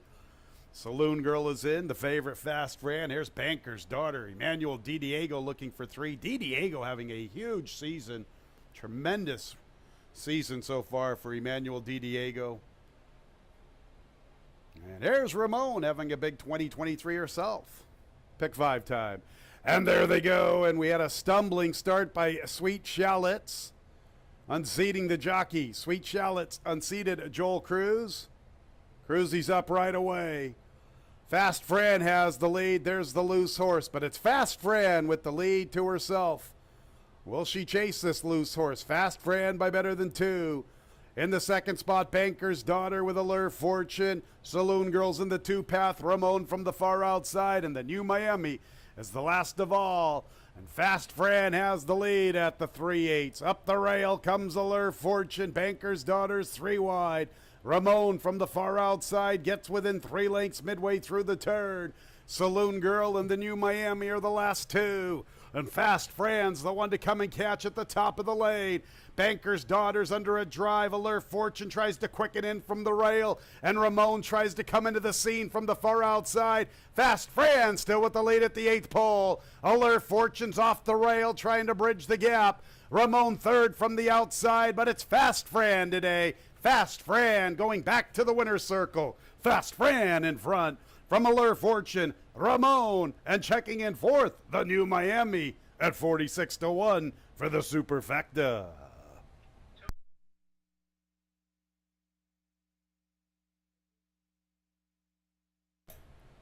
So it is Fast Fran in the 4th race. Sweet Shallots stumbled at the start, unseating Joel Cruz. The inquiry sign will be coming up on the board. Stewards want to check out that action. 113 and 2/100ths.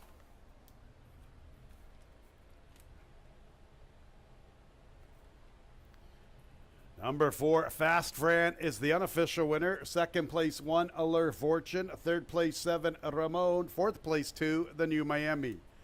Once again, inquiry signs up on the board. Stewards want to check out what happened to Sweet Shallots at the start.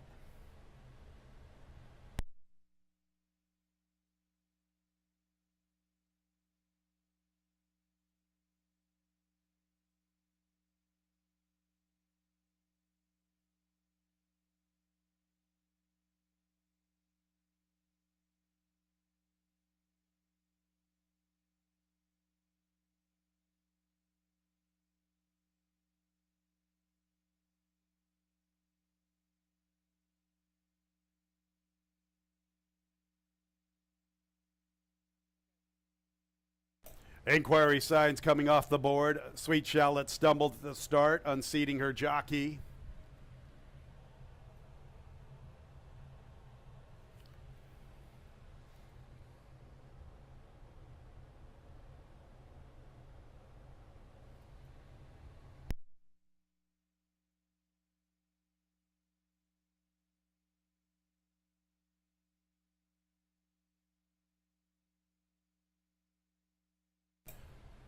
Heads up on the backside, heads up on the backside. Sweet Shallots jumped the gap at the 3/8.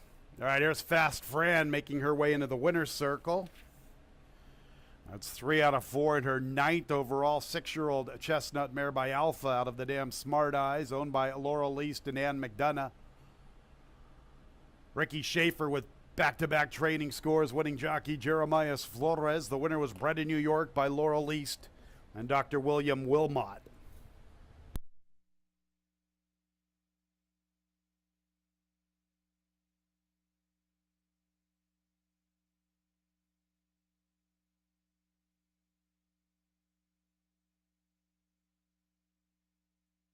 And race 4 is official. 4172, top 4 finishers. The Ricky Schaefer double, 5-4, $12.40.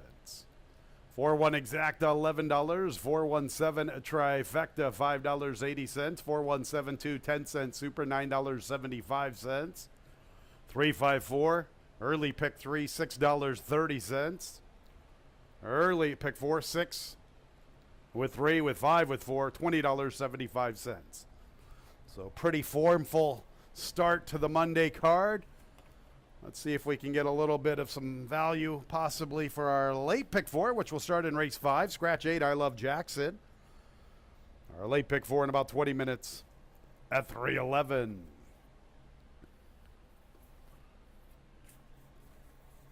Fans, don't forget about our free online programs, fingerlakesgaming.com. Click on the racing tab. Scroll on down to free digital program. Each and every racing day, free online programs, fingerlakesgaming.com. Click on the racing tab, then scroll on down to free digital program. Make sure to sign up and be part of our fingerlakesbonusbets.com. 6% rewards when wagering on Finger Lakes races. New customers that deposit and wager $100 receive a $50 sign-up bonus. Not a member? Signed up today. fingerlakesbonusbets.com. You play, we pay, right here at Finger Lakes.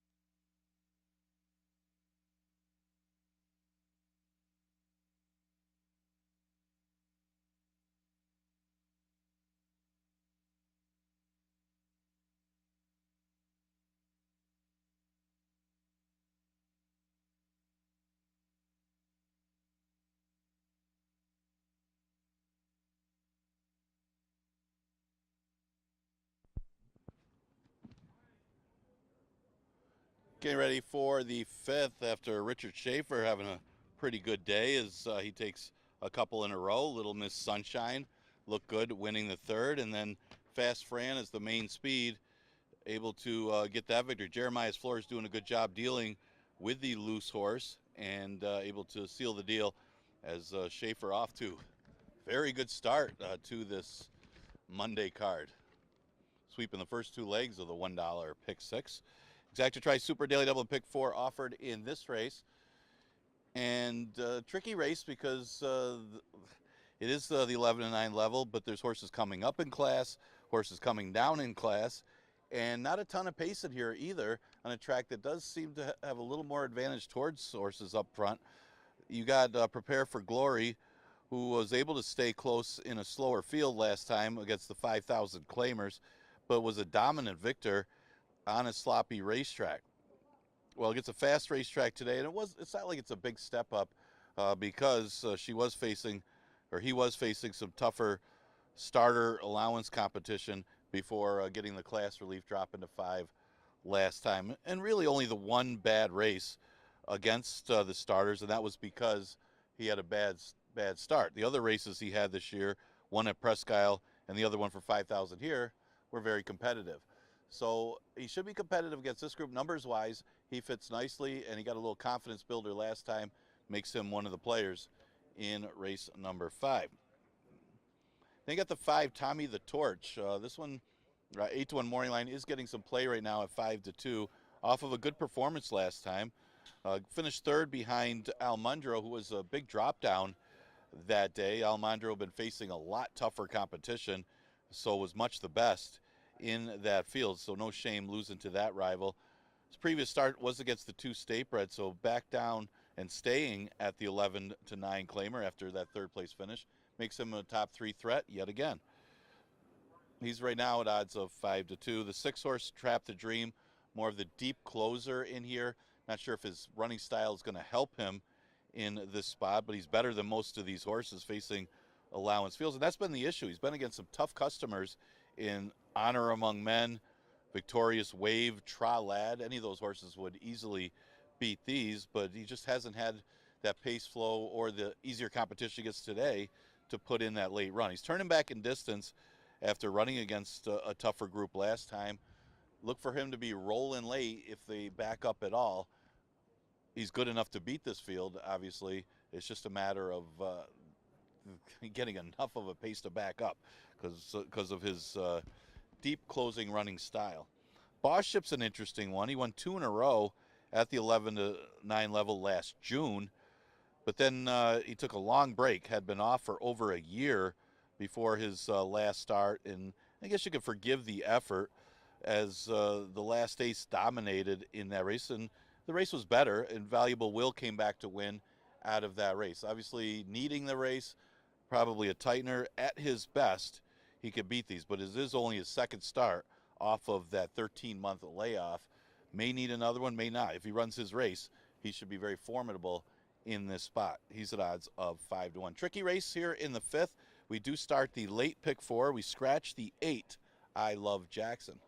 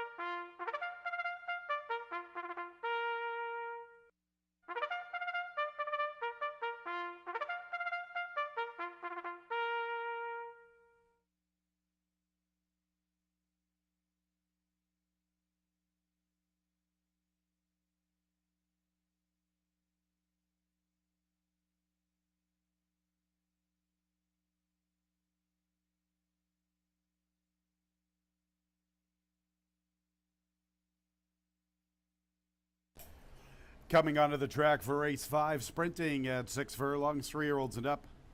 Non-winners of a race in the past 6 months or non-winners of 4 races. Claimers 11 down to 9, scratch 8. I Love Jackson.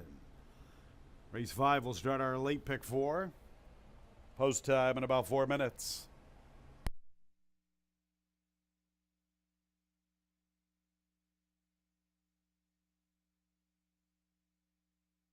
Here's the field. Number 1, Isaiah. Jackie Davis looking for 2 on the Monday card. 2 is Boship, John Davila Jr. Next will be number 3, Prepare for Glory, Heeman Harkey. 4 is Massey Hall with Stephen Frett. 5 is Tommy the Torch, Nazario Alvarado. 6 is Trap the Dream, Kevin Navarro. Co-favorite at 5-2 with the 3, Prepare for Glory. Completing the post-parade 7, Preferred Outcome, Luis Perez. That's the group for the 5th. Starts our late pick 4. Post time in a little more than 3 minutes. All right, late pick 4 time on the Monday card. One thing about this 5th race, I didn't really see a tremendous amount of pace on paper. Isaiah likes to do his best running from further back.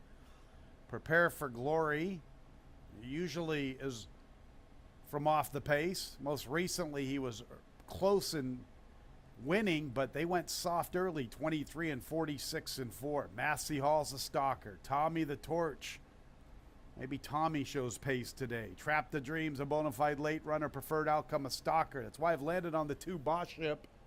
Not in love with his past performances by any means. But I do like the pace scenario that I think could develop for him with an inside post, dropping back in for 11. Now, granted, those races when he won for 11, a little bit of hit and miss. Gray Invasion recently won for $25,000 at Presque Isle. Trap the Dream is logical in this spot. He's getting a lot of support. That's good company lines. The maiden race, no good. Battle Map, still a maiden, hasn't run since last year. Trisatum, still trying to figure out who he's all about. Runs for about $5,000. Ganondagon, Brock Moninoff, when Boship won the 11N3L, or the 11N3L, those are $5,000 horses. So, a little bit of mixed bag with the company lines. Gray Invasion, Trap the Dream, yes. Everybody else, no. Favorable pace scenario. Second start on the comeback bid. Didn't run a jump on the 1st of August. Another theory I've got here is if Chris Engelhardt didn't like him, he would just drop him all the way to the bottom. I think it's somewhat of a vote of confidence in for 11. Inside post, maybe the speed of the race. Let's take a shot with the dynamic duo, John Davila Jr., Chris Engelhardt, with a Boship. 6, Trap the Dreams, dropping in for 11. He looks like a logical player. Thing about Trap the Dream is, though, he wants them to cook early. When he won both of his races last year, they went fast early, 22 and 2 for those opening quarters. When he won the allowance N3L, they went 45 and 3, and that was over a sealed, sloppy racetrack. Is he going to get anywhere near that kind of pace today? Doesn't look like it on paper, but perhaps his class will just be good enough and he'll be able to overcome what looks like he's up against from a pace standpoint. I've got him as my second pick. 3, Prepare for Glory, looked good winning on the 7th of August.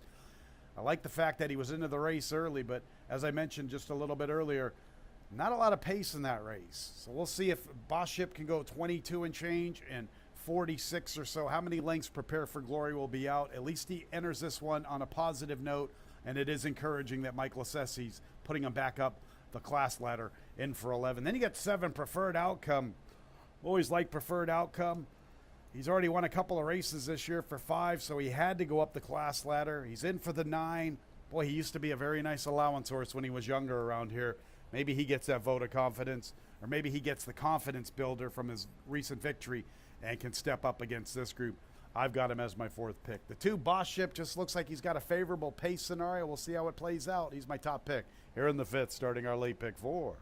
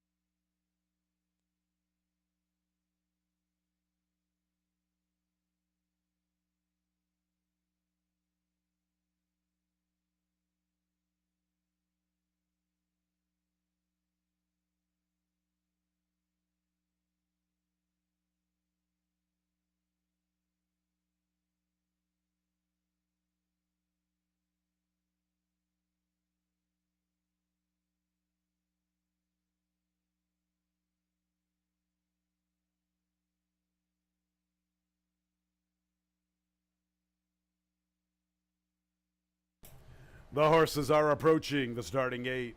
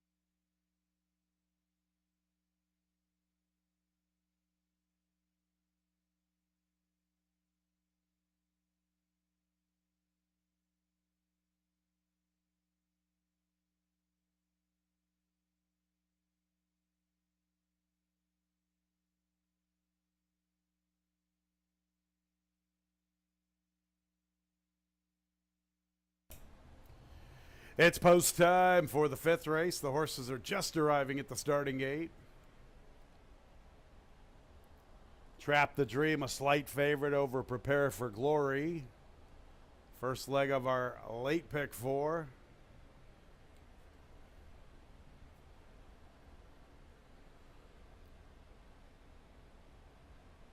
More than $14,000 already in our late pick 4 pool. Isaiah's in. Here's a Boss Ship. Prepare for Glory. Good looking winner. Went in against Lesser. Back up to the class ladder of the 11. A lot of tote support. Prepare for Glory. Here's Massey Hall. Pretty nice horse himself. He's 8-1 currently. Here's Tommy the Torch. Ed Schatzel's Tommy the Torch. Been a long time since Tommy's been to the winner's circle. There's the current favorite, Trap the Dream. Then the 9-year-old Preferred Outcome. Late pick 4 time. And there they go. Tommy the Torch quickly away. Boss Ship is showing good speed. Massey Hall wants to go. Preferred Outcome on top of the action. Boss Ship, Massey Hall. And from the outside, Tommy the Torch. 3 of them for the top spot. Boss Ship's the quickest. Preferred Outcomes in the 4th spot, then Prepare for Glory with Trap the Dream, and at the tail, Isaiah. Massey Hall from between runners now puts his nose in front of Boss Ship. Tommy the Torch sitting a nice trip from 3rd. It's a break of about 4 lengths to Prepare for Glory, trying to hit his best stride inside of Preferred Outcome. Trap the Dream is 7 lengths off the speed, and Isaiah's at the back. Massey Hall and Boss Ship. Here's Tommy the Torch making his run 3 wide.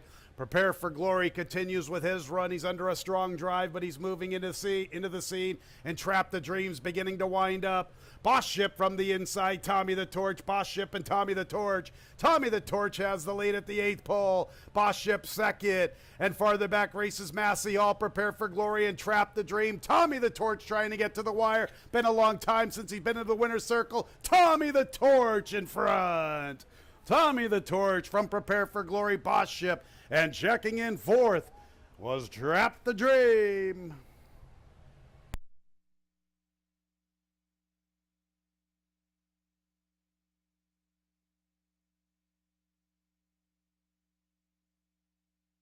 Tommy the Torch got a nice trip this afternoon. Massey Hall and Boss Ship went at it with one another. Tommy sat the perfect trip. 112 and 35 100ths. A lot of pass class from Tommy the Torch. 3 Prepare for Glory finishes a 2nd, 3rd, and 4th to be decided by a photo. Make sure to hold all tickets.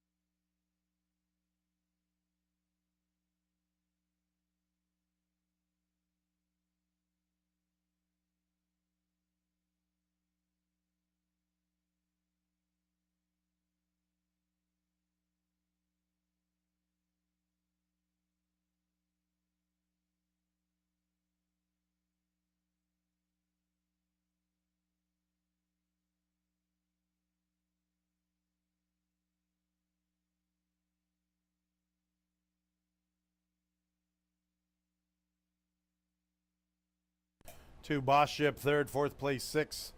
Trap the Dream 5326. Here comes Tommy the Torch, his 7th career victory, led into the winner's circle by his owner Ed Schatzel, 6-year-old Bay Gelding. Tommy the Torch is by Golden Ticket out of the Indian Charlie mare, Peace Queen. Tim Murphy's the winning trader, winning jockey Nazario Alvarado. Winner was bred in New York by James Doyle. Ed Schatzel's Tommy the Torch in the winner's circle. Race 5 is official, 5-3-2-6. The 4-5 double $18, the 5-3 exacta $17, 5-3-2 trifecta $66.25. 5-3-2-6 10-cent super $27.45. The pick 3 5-4-5 $8.70. Race 6 will start our late pick 3. Scratch 8 Uncle Kendrick. Kevin Navarro, new jockey 1 Highgate. 7 the Cadillac Kid 1 pound over. 9 Steerage with an additional workout 17th of August, Finger Lakes. Good racetrack that morning. 3/8 36.10 seconds brazing. Race 6 starting our late pick 3. 22 minutes away at 3:42.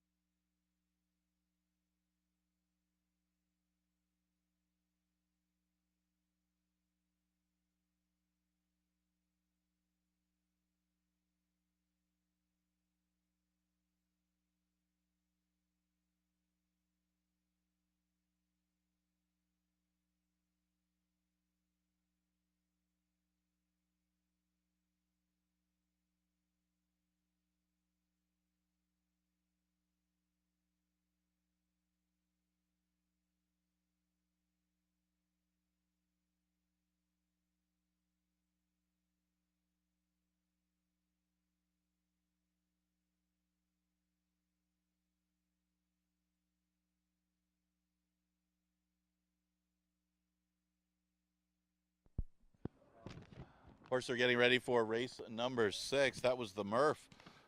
Murphy with Tommy the Torch. That was the ex-John Tebbett trainee. Had some good numbers in the past. Was able to outclass that field with a better effort today. And Naz Alvarado got the win for the Murph. Tim Murphy to start the late pick 4.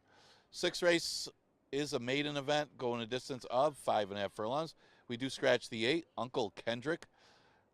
Navarro's on the 1, Highgate, and no real big favorite early anyway in this maiden event. I do have Tunnel Vision, Go Get the Bag seem to be the main 2 in here. You got Tunnel Vision, who just simply ran into a buzzsaw last time. Jackie Barney, who trained by Deborah Breed, that one is the real deal. Won 2 in a row, came back to win. To look good winning against the 2 Lifetimes, and could be a future stakes horse. And this one got second in there, clear second in his first start over the track. Well, no such rivals in this race, and he was actually favored over that rival in that race. Of course, Jacket Bar is making his first start. Tunnel Vision, without that rival in here, seems to be one of the main contenders. The 2 is Go Get the Bag. Back in June, this one opened up a big lead, and really no excuse in the race, just got run down by Shorts in the winner, and that was as the favorite, so maybe looking for a little competition in that race. Wasn't a bad effort last time, chasing a little bit and still hung around to be 4th. He's the inside speed. You do want to be close today, and if that one could get the lead at 5.5 furlongs, definitely dangerous. He looks like the main threat in this race. If you're looking elsewhere for maybe some other prices, you got the 5 Peanut Butter Toast.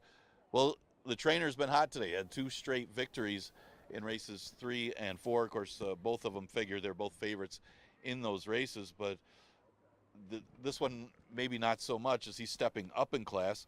But he's hit the board in all 3 races against the 11 to 9s, and it was a 1-2 speed number in that last start. Just got outdueled by Cashel Kitten. Not sure if Cashel Kitten would beat this field, so he'll have to improve a little bit. But he does shorten up to 5.5, and once you get past the top 2, Go Get the Bag and Tunnel Vision, not much else in here that he's got to be considered to be in the mix somewhere. And again, the trainer's already won 2 today. The 6, Support the Cap, more of the closer to maybe land in your tries and supers. He's had his chances, and he's had his chances to win races, but he's just not quite getting there. The pace really has to back up for him to get there, but at least he's running consistently well. Shortens up to 5.5 here. He's got 3 times in the money in the 7 starts at the distance, and looks like he's one of the players in your tries and supers. The 7 is Cadillac Kid. He's a speed in here. If he could clear, he's dangerous on today's racetrack. He did get beat by Warrior Nation. You got to give that to him because Warrior Nation was a monster. And then last time, of course, ran into Jack and Barney as well, and he had to press the pace. There's other speed in here with steerage outside of him, but if he could clear and get the front, he's dangerous as well. Those are some of the contenders in a pretty competitive 6 race. It is a maiden event. Exacta Tri, Super Daily Double, and Pick 3 starts at the 6. We did scratch the 8, Uncle Kendrick.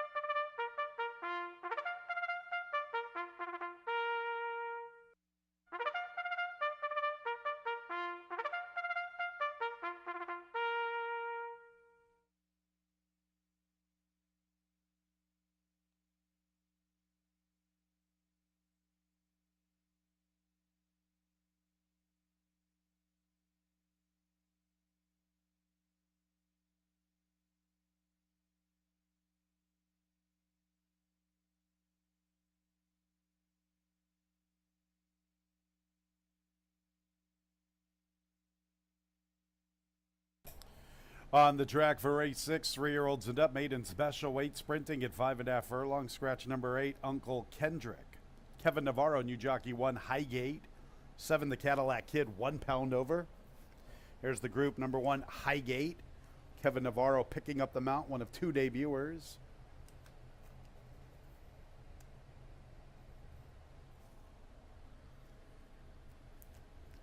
On to the 2, Go Get the Bag, Joel Cruz. 3 is Tunnel Vision, John Davila Jr., the current favorite. 4 is Skip the Parade. 5 is Peanut Butter Toast, Jeremiah Flores looking for a riding double. Ricky Schaefer looking for a training triple. Jackie Davis looking for 2. She pilots 6, Support the Cat. Emmanuel Diego looking for a riding triple. He's aboard the 7, the Cadillac Kid. Scratch 8, Uncle Kendrick. 9 is Steerage, Raylu Gutierrez.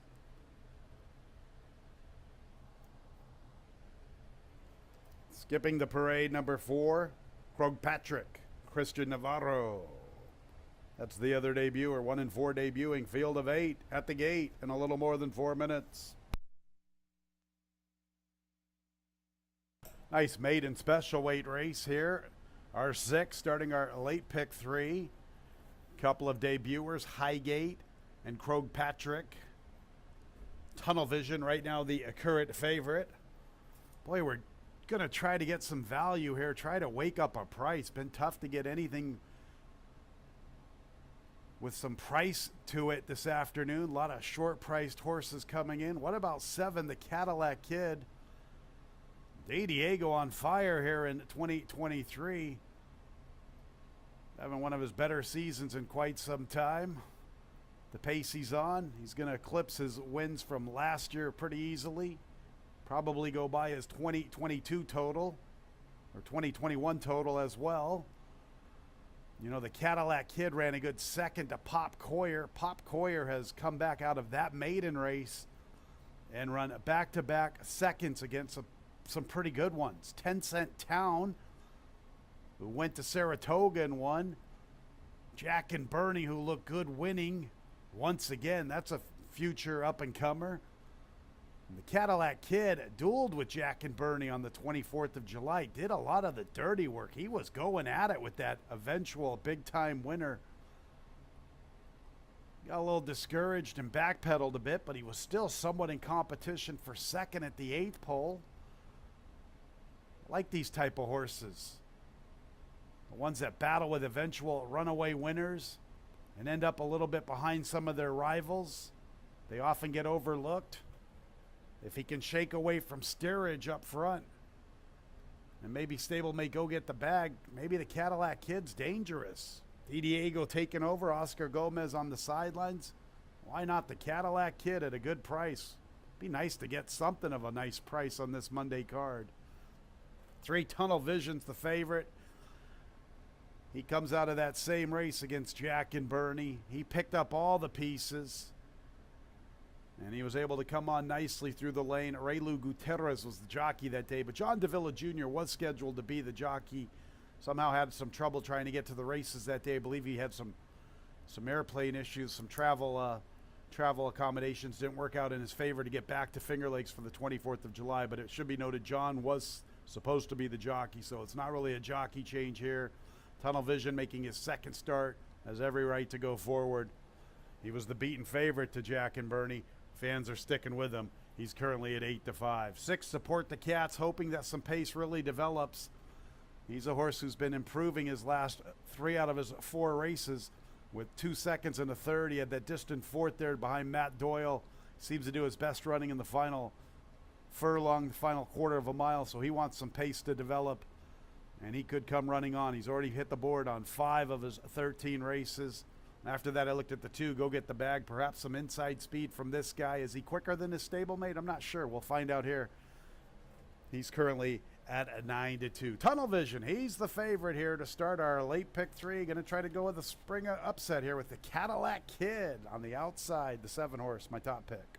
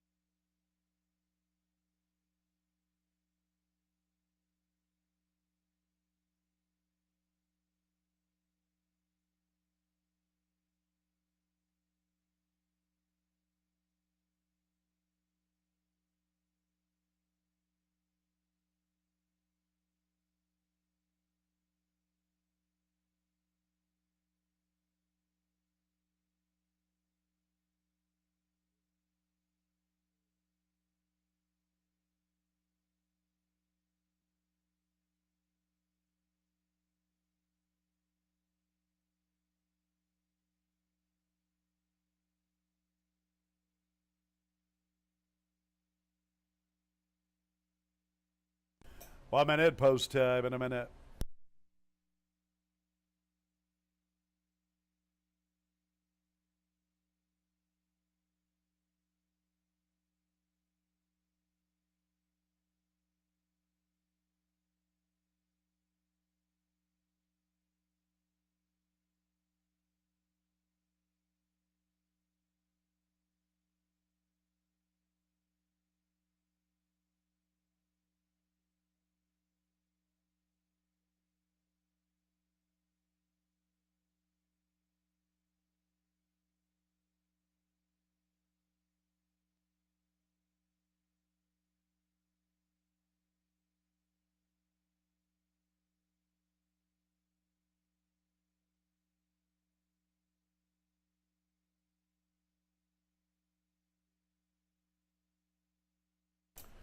It's post time for race 6. 8 maiden special weights arriving at the starting gate. 2 debuters, both big long shots, Highgate and Krogh-Patrick. Favoritism with 3, Tunnel Vision. Clear-cut favorite, Tunnel Vision dominating the wagering. Highgate is in. Here's Go Get the Bag, 1 of 2 for Paul Barrow, stablemate to the Cadillac Kid. Big time favorite, Tunnel Vision.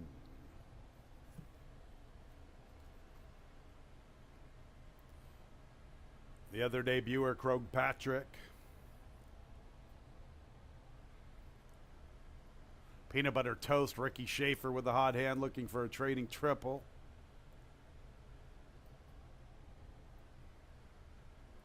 There's Support the Cat.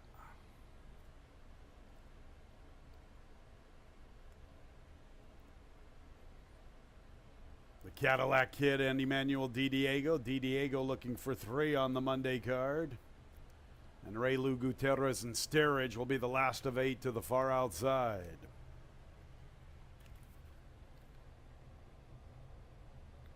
Here's Sterridge, the last one to load. Ready for the start of our late pick 3. And there they go. Slow start, Highgate. The Cadillac Kid wins the start, clears away. Tunnel Vision vying for second with Support the Cat, Sterridge, and Peanut Butter Toast.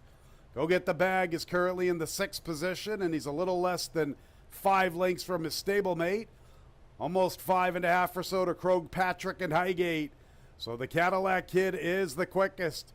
He has 3 pursuers, Sterridge, Peanut Butter Toast, and Tunnel Vision. Support the Cat is a little more than 4.5 off the lead. A length or so back to Go Get the Bag. The 2 debuters at the back of the pack, Highgate and Krogh-Patrick. And the Cadillac Kid has had the lead all to himself, but Tunnel Vision is staying close with Peanut Butter Toast. Sterridge gives way just a bit. The Cadillac Kid confronted by Tunnel Vision up the inside, and here's Tunnel Vision getting the lead. The Cadillac Kid comes under left-handed urging, still fighting on, has second from Peanut Butter Toast. Support the Cat 4th from the far outside, but it's been a chalky Monday, and here's another one, Tunnel Vision in front. The Cadillac Kid 2nd, Peanut Butter Toast 3rd. Go Get the Bag 4th for the Super.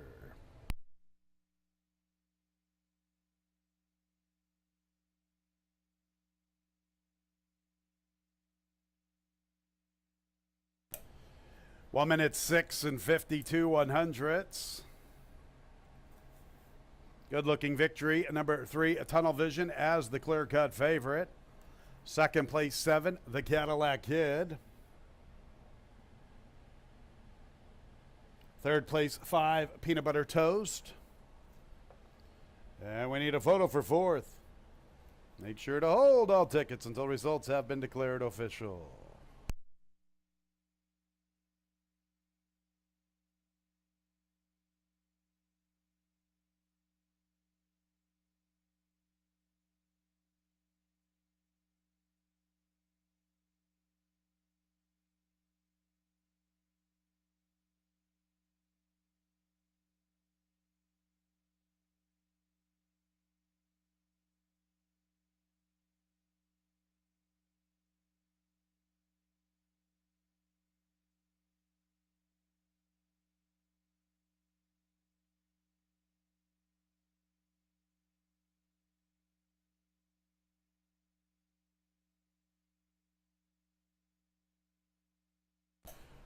2, Go Get the Bag, finishes 4th for the Super.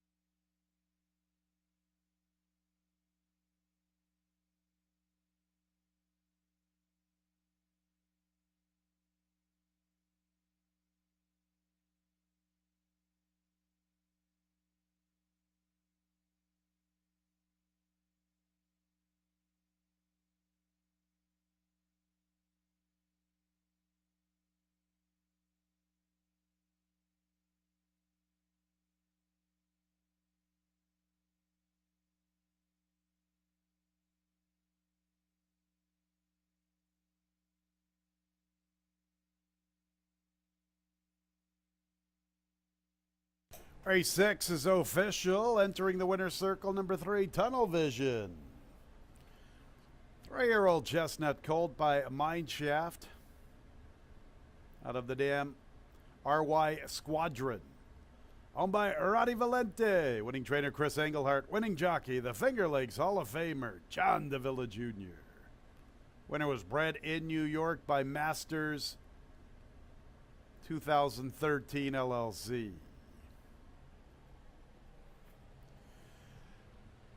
The double, 5-3, $17.40. 3-7 exacta, $35.40. 3-7-5 trifecta, $37.50. 10-cent super, 3-7-5 to $25.40. On to the 7th race, a couple of scratches, 3 Tacony Road and 6 Juggler. A field of 6 with 5 wagering interests. Our 7th race starts our late double, and post time is in 19 minutes at 4:10.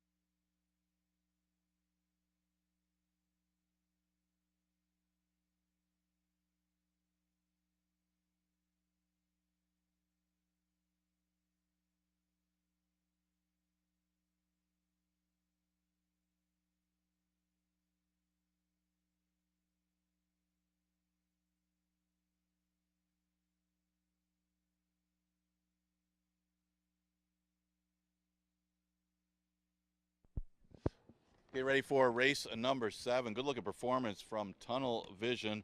Ran into a buzzsaw last time. No such rivals today. Actually, it was a big effort because there was a horse that was alone on the lead on a track that was favoring that running style, and he still was able to roll on by that one. John DeVille Jr. for trainer Chris Engelhardt. As we go to the 7th, we scratch the 3, Tacony Road, and scratch the 6, Juggler. Right now, the favorites on the board are the entry of Busting Credit and Flowing Rivers. Both of them possess some tactical speed.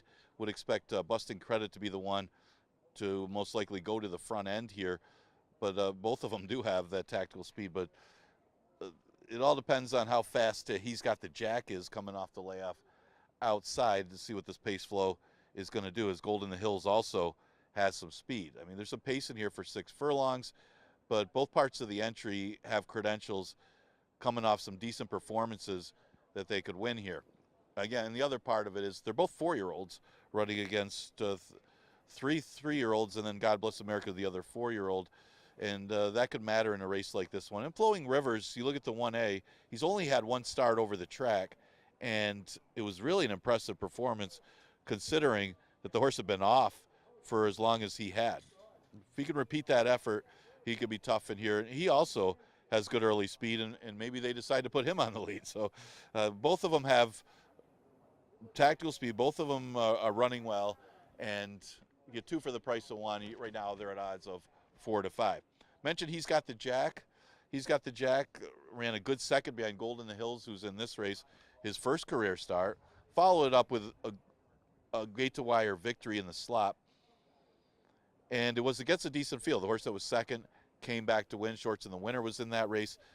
Very well bred. The Dam is a half to Circular Quay, a horse that was a grade 1 winner, also ran second in the Breeders' Cup Juvenile. So the breeding is there. More route than anything with the Giants Causeway on the Dam side. But if this one is sharp off of this layoff first star as a 3-year-old, he could find himself in the winner's circle.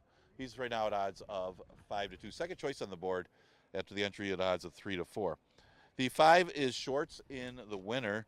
And this one hasn't really run a bad race. The one race where he didn't hit the board, it was a 5-horse field, but it was the Ontario County Stakes where he had to come back off Lasix and really wasn't a match for Looms Boldly.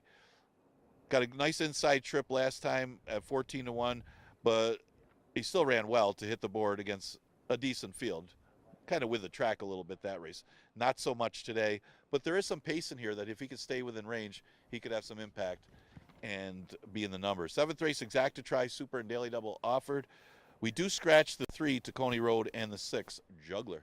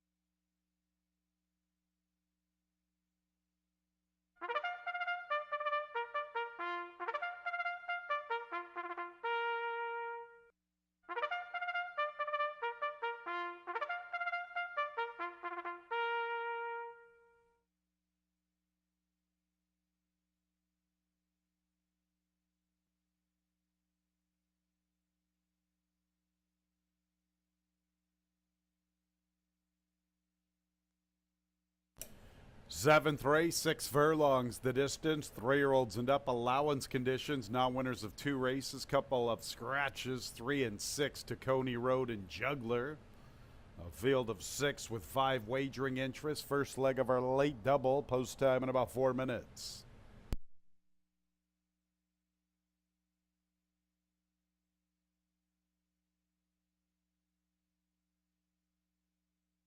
Here's the field, number 1, Busting Credit with Joel Cruz. Stablemate 1A, Flowing River, Jeremias Flores looking for 2, 4 to 5 for the Paul Barrow duo. 2, God Bless America, Emmanuel Di Diego. The Barbers looking for 3 on the Monday card. Scratch the 3 onto the 4, Gold in Them Hills, Heeman Harkey. Ralphie D looking for a trading double. 5 is Shorts in the Winter, Kevin Navarro. Scratch 6, Juggler, skipping the parade 7. He's got the Jack, John Davila Jr., Chris Englehart looking for back-to-back trips to the winner's circle. Field of 6, 5 wagering interests, about 3 minutes until the 7th. Like the entry here, unfortunately, it's another short price, 4 to 5. Busting Credit's the one that I like. But you get 2 for the price of 1, so we will take Flowing River, who looked good defeating God Bless America on the 10th of July. Busting Credit looked good winning on the 19th of June. I really liked his effort against Hyperspeed and defeat on the 23rd of May. Recently, he was in a pretty good little allowance race. He ran credible. I was expecting maybe a little bit better effort. I was hoping for a better effort, especially with the 8 to 1 price we got on the 24th of July. Here's Busting Credit coupled with Flowing River. I'll tell you what, Busting Credit looked absolutely beautiful in the post parade. He was on his toes and prancing and just really full of himself. Like this entry here, 3 to 4, unfortunately, the price is pretty light. I guess if we're going to go shopping for somebody to beat them, how about he's got the Jack, who ran second in his debut on the 2nd of November. I picked him that afternoon. He ran very well. Gold in Them Hills defeated him. Gold in Them Hills was a little more seasoned at that point of his career. He's got the Jack, came back 2 weeks later to conclude his 2-year-old season with a good-looking victory on the 16th of November. This will be his first start as a 3-year-old. John Davila Jr. and Chris Englehart just got to the winner's circle with tunnel vision. He's got the Jack. Chris is about 23% with these type of layoffs. 180 plus days. He wins a lot of races for owner Ron Ciceri. He's got the Jack, our current second choice at 2 to 1. There are other valuable horses in here. The other 3, definitely, if you want to get away from any of these favorites in the second choice, God Bless America, all he does is run big races. He shows up each and every time. It doesn't matter if he only gets a couple of weeks between starts. He comes with a big run, and he is currently at 5 to 1. He ran a good second to Flowing River on the 10th of July. He looked good winning on the 7th of August. God Bless America, his first start against winners. Gold in Them Hills is making his first start since late February. His connections thought enough to run him in some of our better 2-year-old races last year. The Aspirant and the New York Breeders' Futurity are 2 best 2-year-old races for the boys. He ran 3rd and 5th in those races respectively. Parlayed those efforts into a maiden special weight victory to conclude his 3-year-old season on the 2nd of November. Got a little bit of time off. Showed up at Aqueduct this winter. Ran a very good 4th in that first start back. Regressed on the 20th of February. Been given ample time to get full recovery and come back to the races here at Finger Lakes. Gold in Them Hills. And then you get Shorts in the Winter, who ran 4th in the Ontario behind Looms Boldly. And recently he comes out of that same race as my top selection, and he ran better than him. He finished in front of my top pick, Shorts in the Winter, with Kevin Navarro at 15 to 1. So this is a very good little allowance race. Paul Barrow's duo are dominating the board at 1 to 2. But I'll tell you what, fans, there are other horses in here that could be worth a little bit of a look. 7th race starting our late double. Couple more races to go on the Monday card.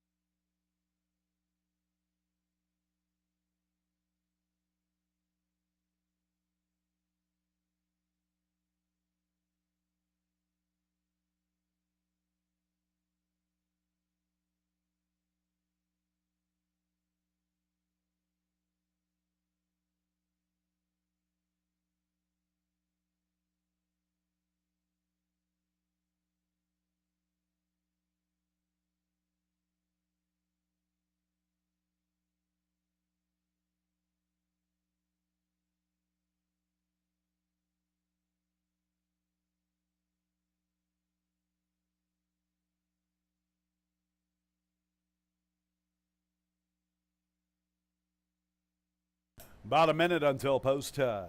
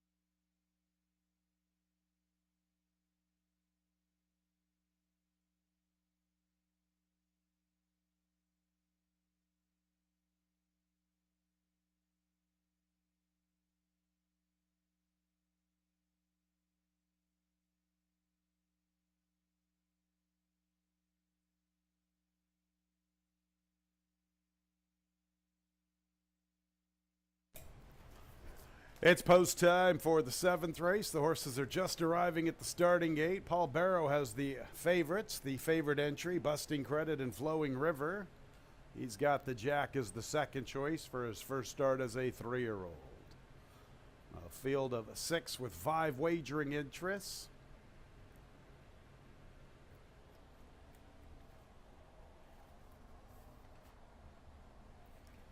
God Bless America, the first one into the starting gate.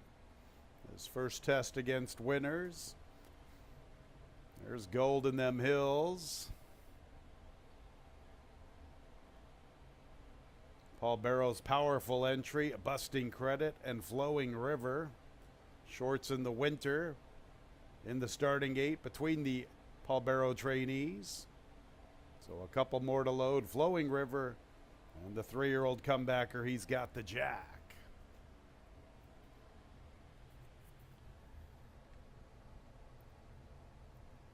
Ready for the race.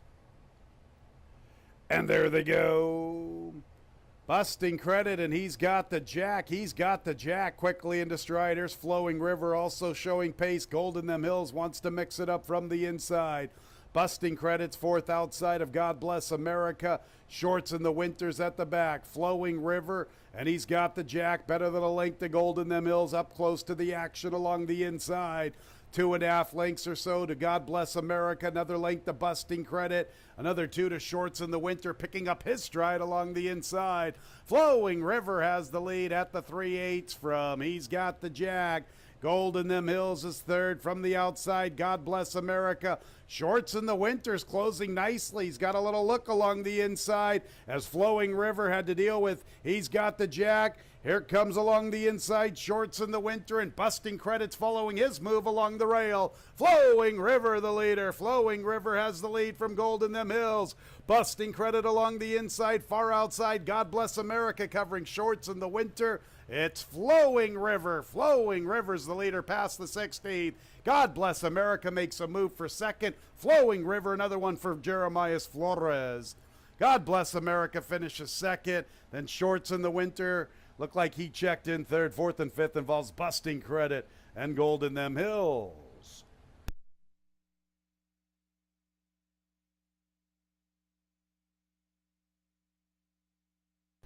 The beautiful part of having an entry, Flowing River, Busting Credit, powerful duo, 4 to 5. It's Flowing River to rattle off 2 in a row. Well-deserved victory, dealing with lots of pace and then strengthening his stride at the quarter pole. Good-looking winner, Flowing River. 2, God Bless America, steps up again with another big effort. Photo for the balance, 113 and 14/100ths the final time.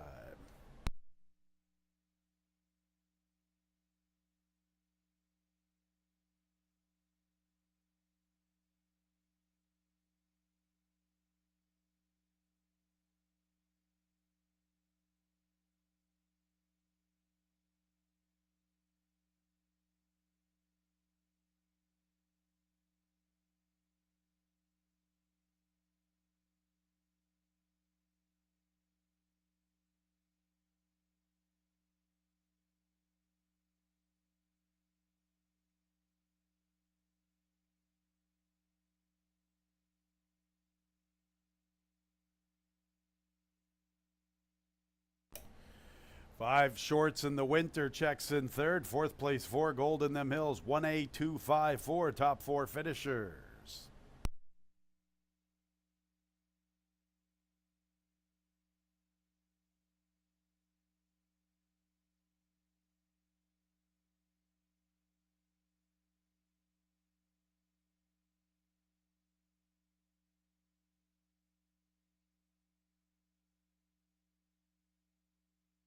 Flowing River, good looking back-to-back victories for this 4-year-old Dark Bay or Brown gelding by Lauban out of the dam Flomar. Owned and trained by Paul Barrow. A riding double for Jeremiah Flores. The winner was bred in New York by Seacoast Thoroughbreds of New England.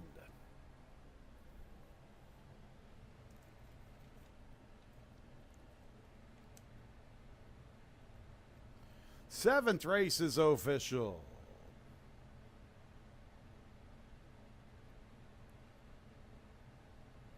The double 3-1, $11.80. A 1-2 exacta, $10.80. 1-2-5 trifecta, $5.75. 10-cent super, 1-2-5-4, $2.30.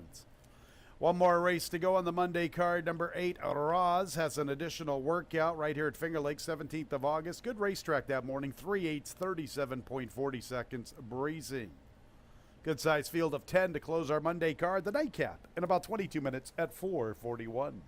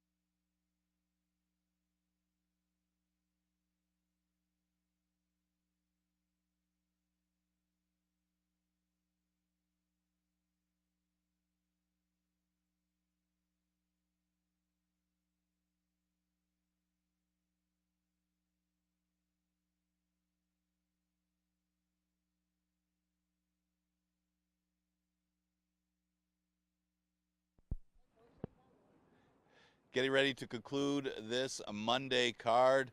And good looking performance, another good looking performance. Flowing River dominated in that race. Jeremiah Flores 4-barrel made that one turn into a romp after coming in off that long layoff and winning the race before. Quite an impressive effort at race number 7. We look at the last, just a reminder, we are going to continue running Monday through Wednesday this week. Next live day will be tomorrow with that 1:15 first post. And look at the last race. It's a 5,000 claimer, never won 3 condition, going 6 furlongs. And, you know, you could narrow down most of the races today, and that's why we've had some shorter prices. But this race was one of those that might come down to the trip. There's a lot of fun here. Never won 3 5,000s. I do like the last race for Midmont. Now, it's been a track that's favoring horses up front or close up throughout. And Midmont can stay close.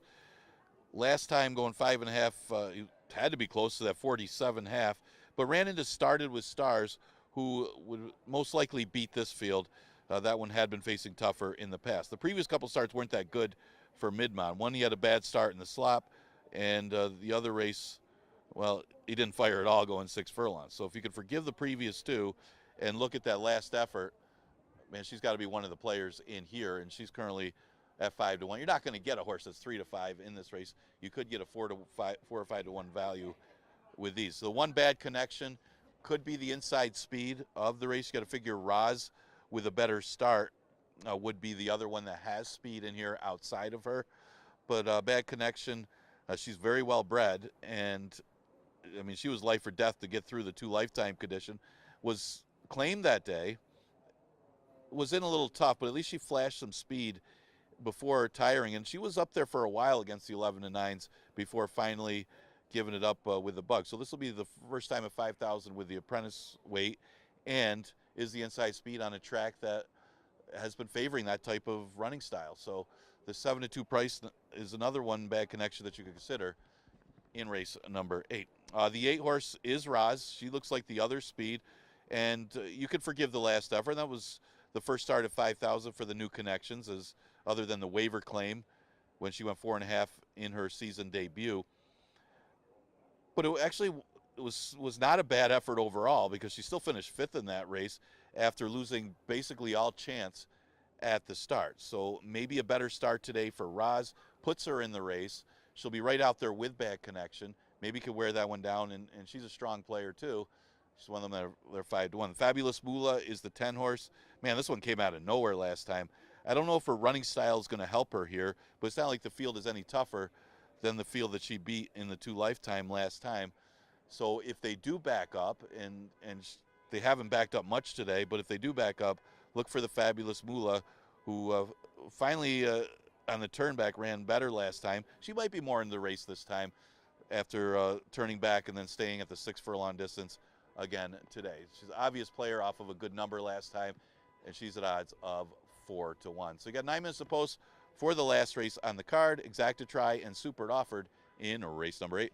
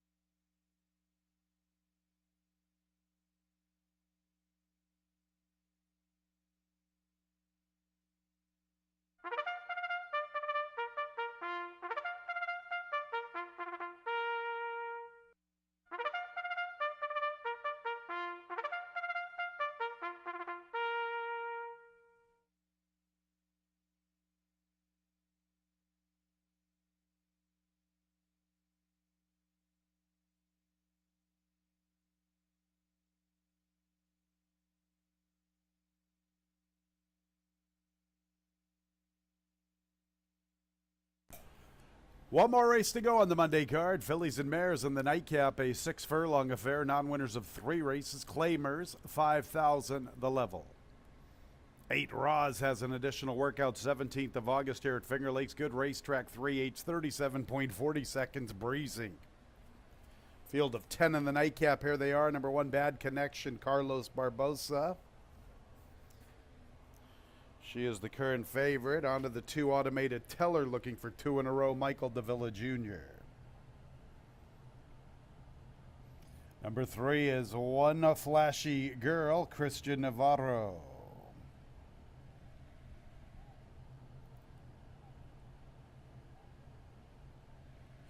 Next will be the 4, Pals Ally, Nazario Alvarado, stablemate to the 1, Bad Connection. 5 is Midmon, Jose Baez. 6, Rosebud Ride, Dean Freites. 7, After Alpha, Jackie Davis, Nurka Huertas, looking to bookend our Monday card. 8 is Roz, Heeman Harkey. 9 is Wine Trail, Juan Diaz. And the 10 is the Fabulous Moolah, looking for 2 in a row, Kevin Navarro, the jockey. Biggest field of the afternoon, 10 in the nightcap, 3 minutes out. Good size field of 10 to close our Monday card. We'll do it all over again tomorrow with a 1:15 first post. Pick 5 is covered. Couple of gals could trigger a pick 6 carryover. The 3, One Flashy Girl, and the 9, Wine Trail. 3 and 9 trigger a $3,600 plus pick 6 carryover into the Tuesday card. Thought this was kind of a crapshoot. Unfortunately, my top selection is the lowest price on the board. I thought the 5-1 on the morning line was intriguing enough to make Bad Connection my top selection. You know, Bad Connection ran 4 good races in a row here at Finger Lakes. 3 of them were in the maiden ranks. Did beat winners on the 26th of June, and last time in a tougher 11,000 N3L, she was the speed from the far outside. She had a 1.5 length lead at turning for home. This is a much easier assignment than that race. She gets blinkers on. She gets the bug boy Carlos Barbosa, so we get a break in the weight. She's the inside speed. 5-1 on the morning line had me intrigued. 5-2 current price. Nothing to write home about, but we got to stick with the top pick. Gave it out earlier to the video department, and we're going to stick with her, the 1, Bad Connection. 8, Roz. When will Roz wake up this season? Here was a filly that looked good at the end of her 3-year-old campaign. Now, that was for trainer Linda Dixon. Thought Sharkey had made a good claim here with Roz. Mark Shudlick Sharkey, when he claimed her for $5,000 on closing day. Unfortunately, she just has not run much this season. She's been in some tougher races with lots of speed. Don't have a lot of excuses for her in the last couple. In for $5,000 once again. I know the talent's there. When will it break through? I guess if you believe in her, you're going to get a little rewarded today. She's 5-1.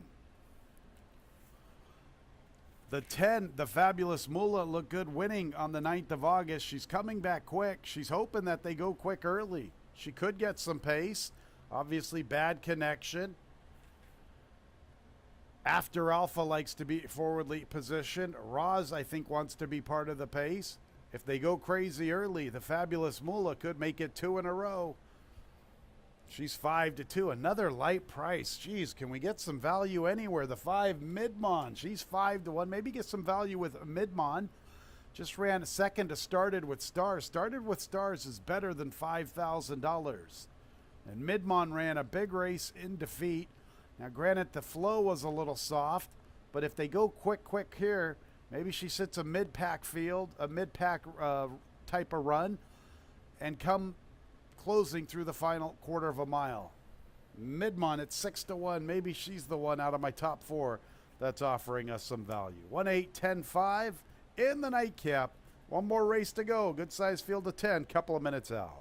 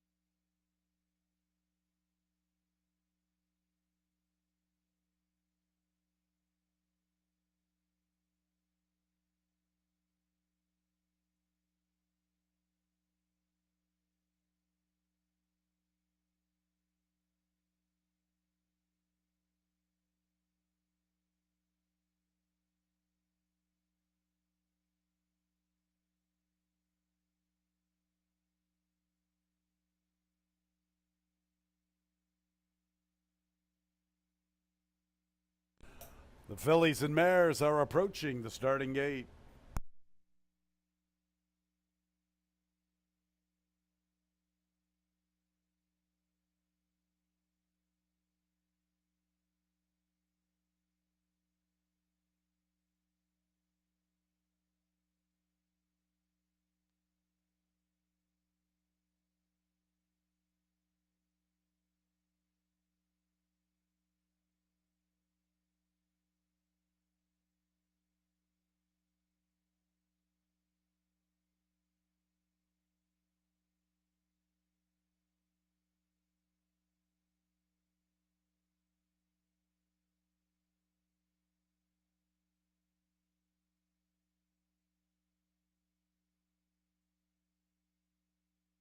Nearing the gate.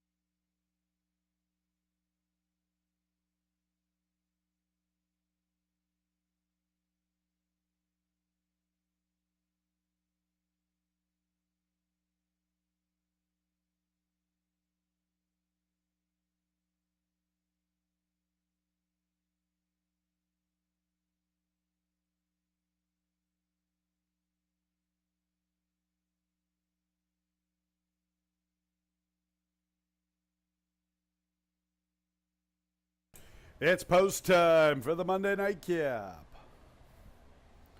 Bad Connection and the Fabulous Moolah vying for the top spot. Bad Connection, the current favorite. Midmon's the third choice. Pal's Ally, stablemate to Bad Connection. Ready to load Midmon. Half the field is in for the nightcap. More than half. Rosebud Ride was the first one in.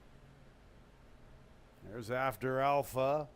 Nurka Huertas, Jackie Davis looking to bookend the Monday card. Here's Roz. Wine Trail, she's already won this season at a big price. Had a little trouble last time too with that rail positioning. And then the Fabulous Moolah, who is now the favorite. The Fabulous Moolah, then Bad Connection, Midmon, and Roz. Those are the top four on the board. Just about ready for the nightcap. And there they go. Midmon showing up first, but here comes Bad Connection, quickly away from the inside. And Roz fires into the second spot. Midmon is third, then After Alpha. Automated Teller's fifth from the inside. Wine Trail is sixth, then One Flashy Girl, Rosebud Ride. The Fabulous Moolah is second last, and Pal's Ally is the last of all, so Lugu is first and last. Up the backstretch run, 22 and 4/5 for Bad Connection. The speediest of all heading into the turn, 2 lengths. Roz is in a good spot. Likewise for Midmon, more than 3.5 to find near the 5/16. Break of about 6 lengths to the Fabulous Moolah, hitting her best stride from the far outside. Wine Trail tries to advance from the inside. Then we'll go to One Flashy Girl, Automated Teller. Wine Trail had to put on the brakes. Bad Connection, still the one to come and catch in the nightcap. Midmon's her closest pursuer. And the Fabulous Moolah continues with her good run. And here comes the Fabulous Moolah making her move. And Wine Trail tries to quicken in from the inside. It's the Fabulous Moolah. Wine Trail along the rail. The Fabulous Moolah and Wine Trail. The Fabulous Moolah for 2 in a row. Wine Trail at a big price for second. Then Midmon, One Flashy Girls, and a photo for fourth with Bad Connection.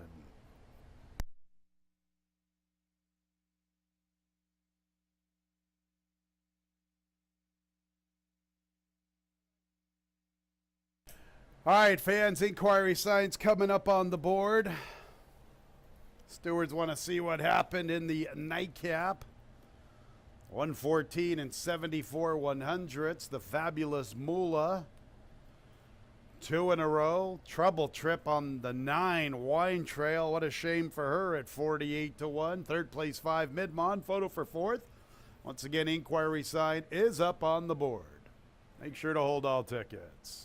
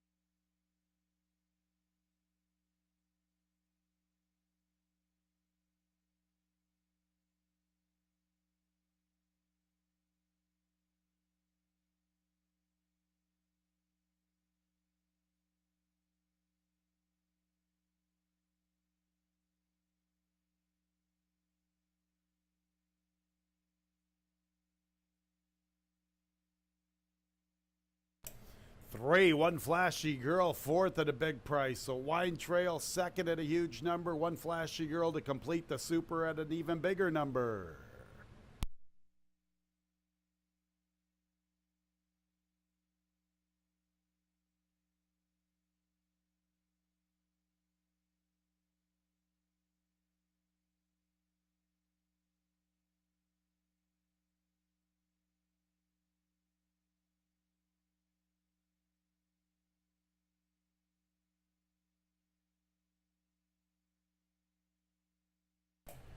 The Fabulous Moolah.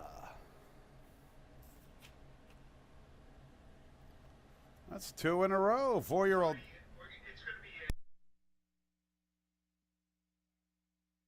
As is regarding the inquiry, the Fabulous Moolah, 2 in a row. 4-year-old Chestnut Filly by Union Jackson out of the Damn Dixie Gym. Luis de la Cruz is the winning owner, winning trainer Ilmar Loaiza, winning jockey Kevin Navarro. Winner was bred in New York by Team Millennium Stable. Once again, fans, there's no change to the order of finish. Inquiry sign will be coming off the board. Order of finish will stand as is, 10-9-5-3, 10-9-5-3.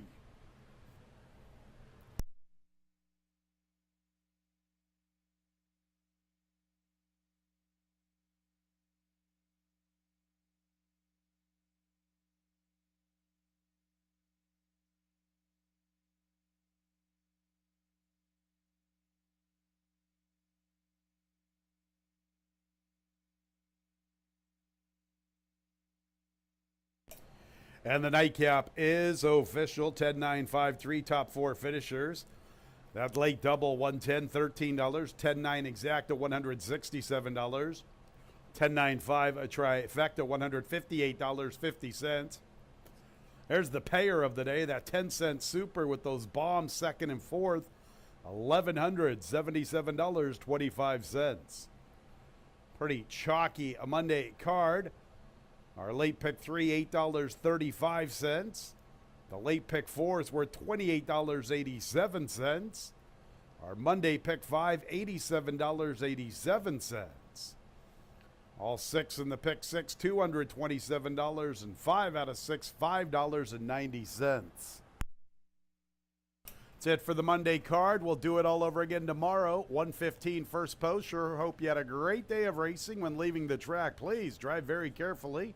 This has been Racing from Finger Lakes Gaming and Racetrack. Good night, everyone.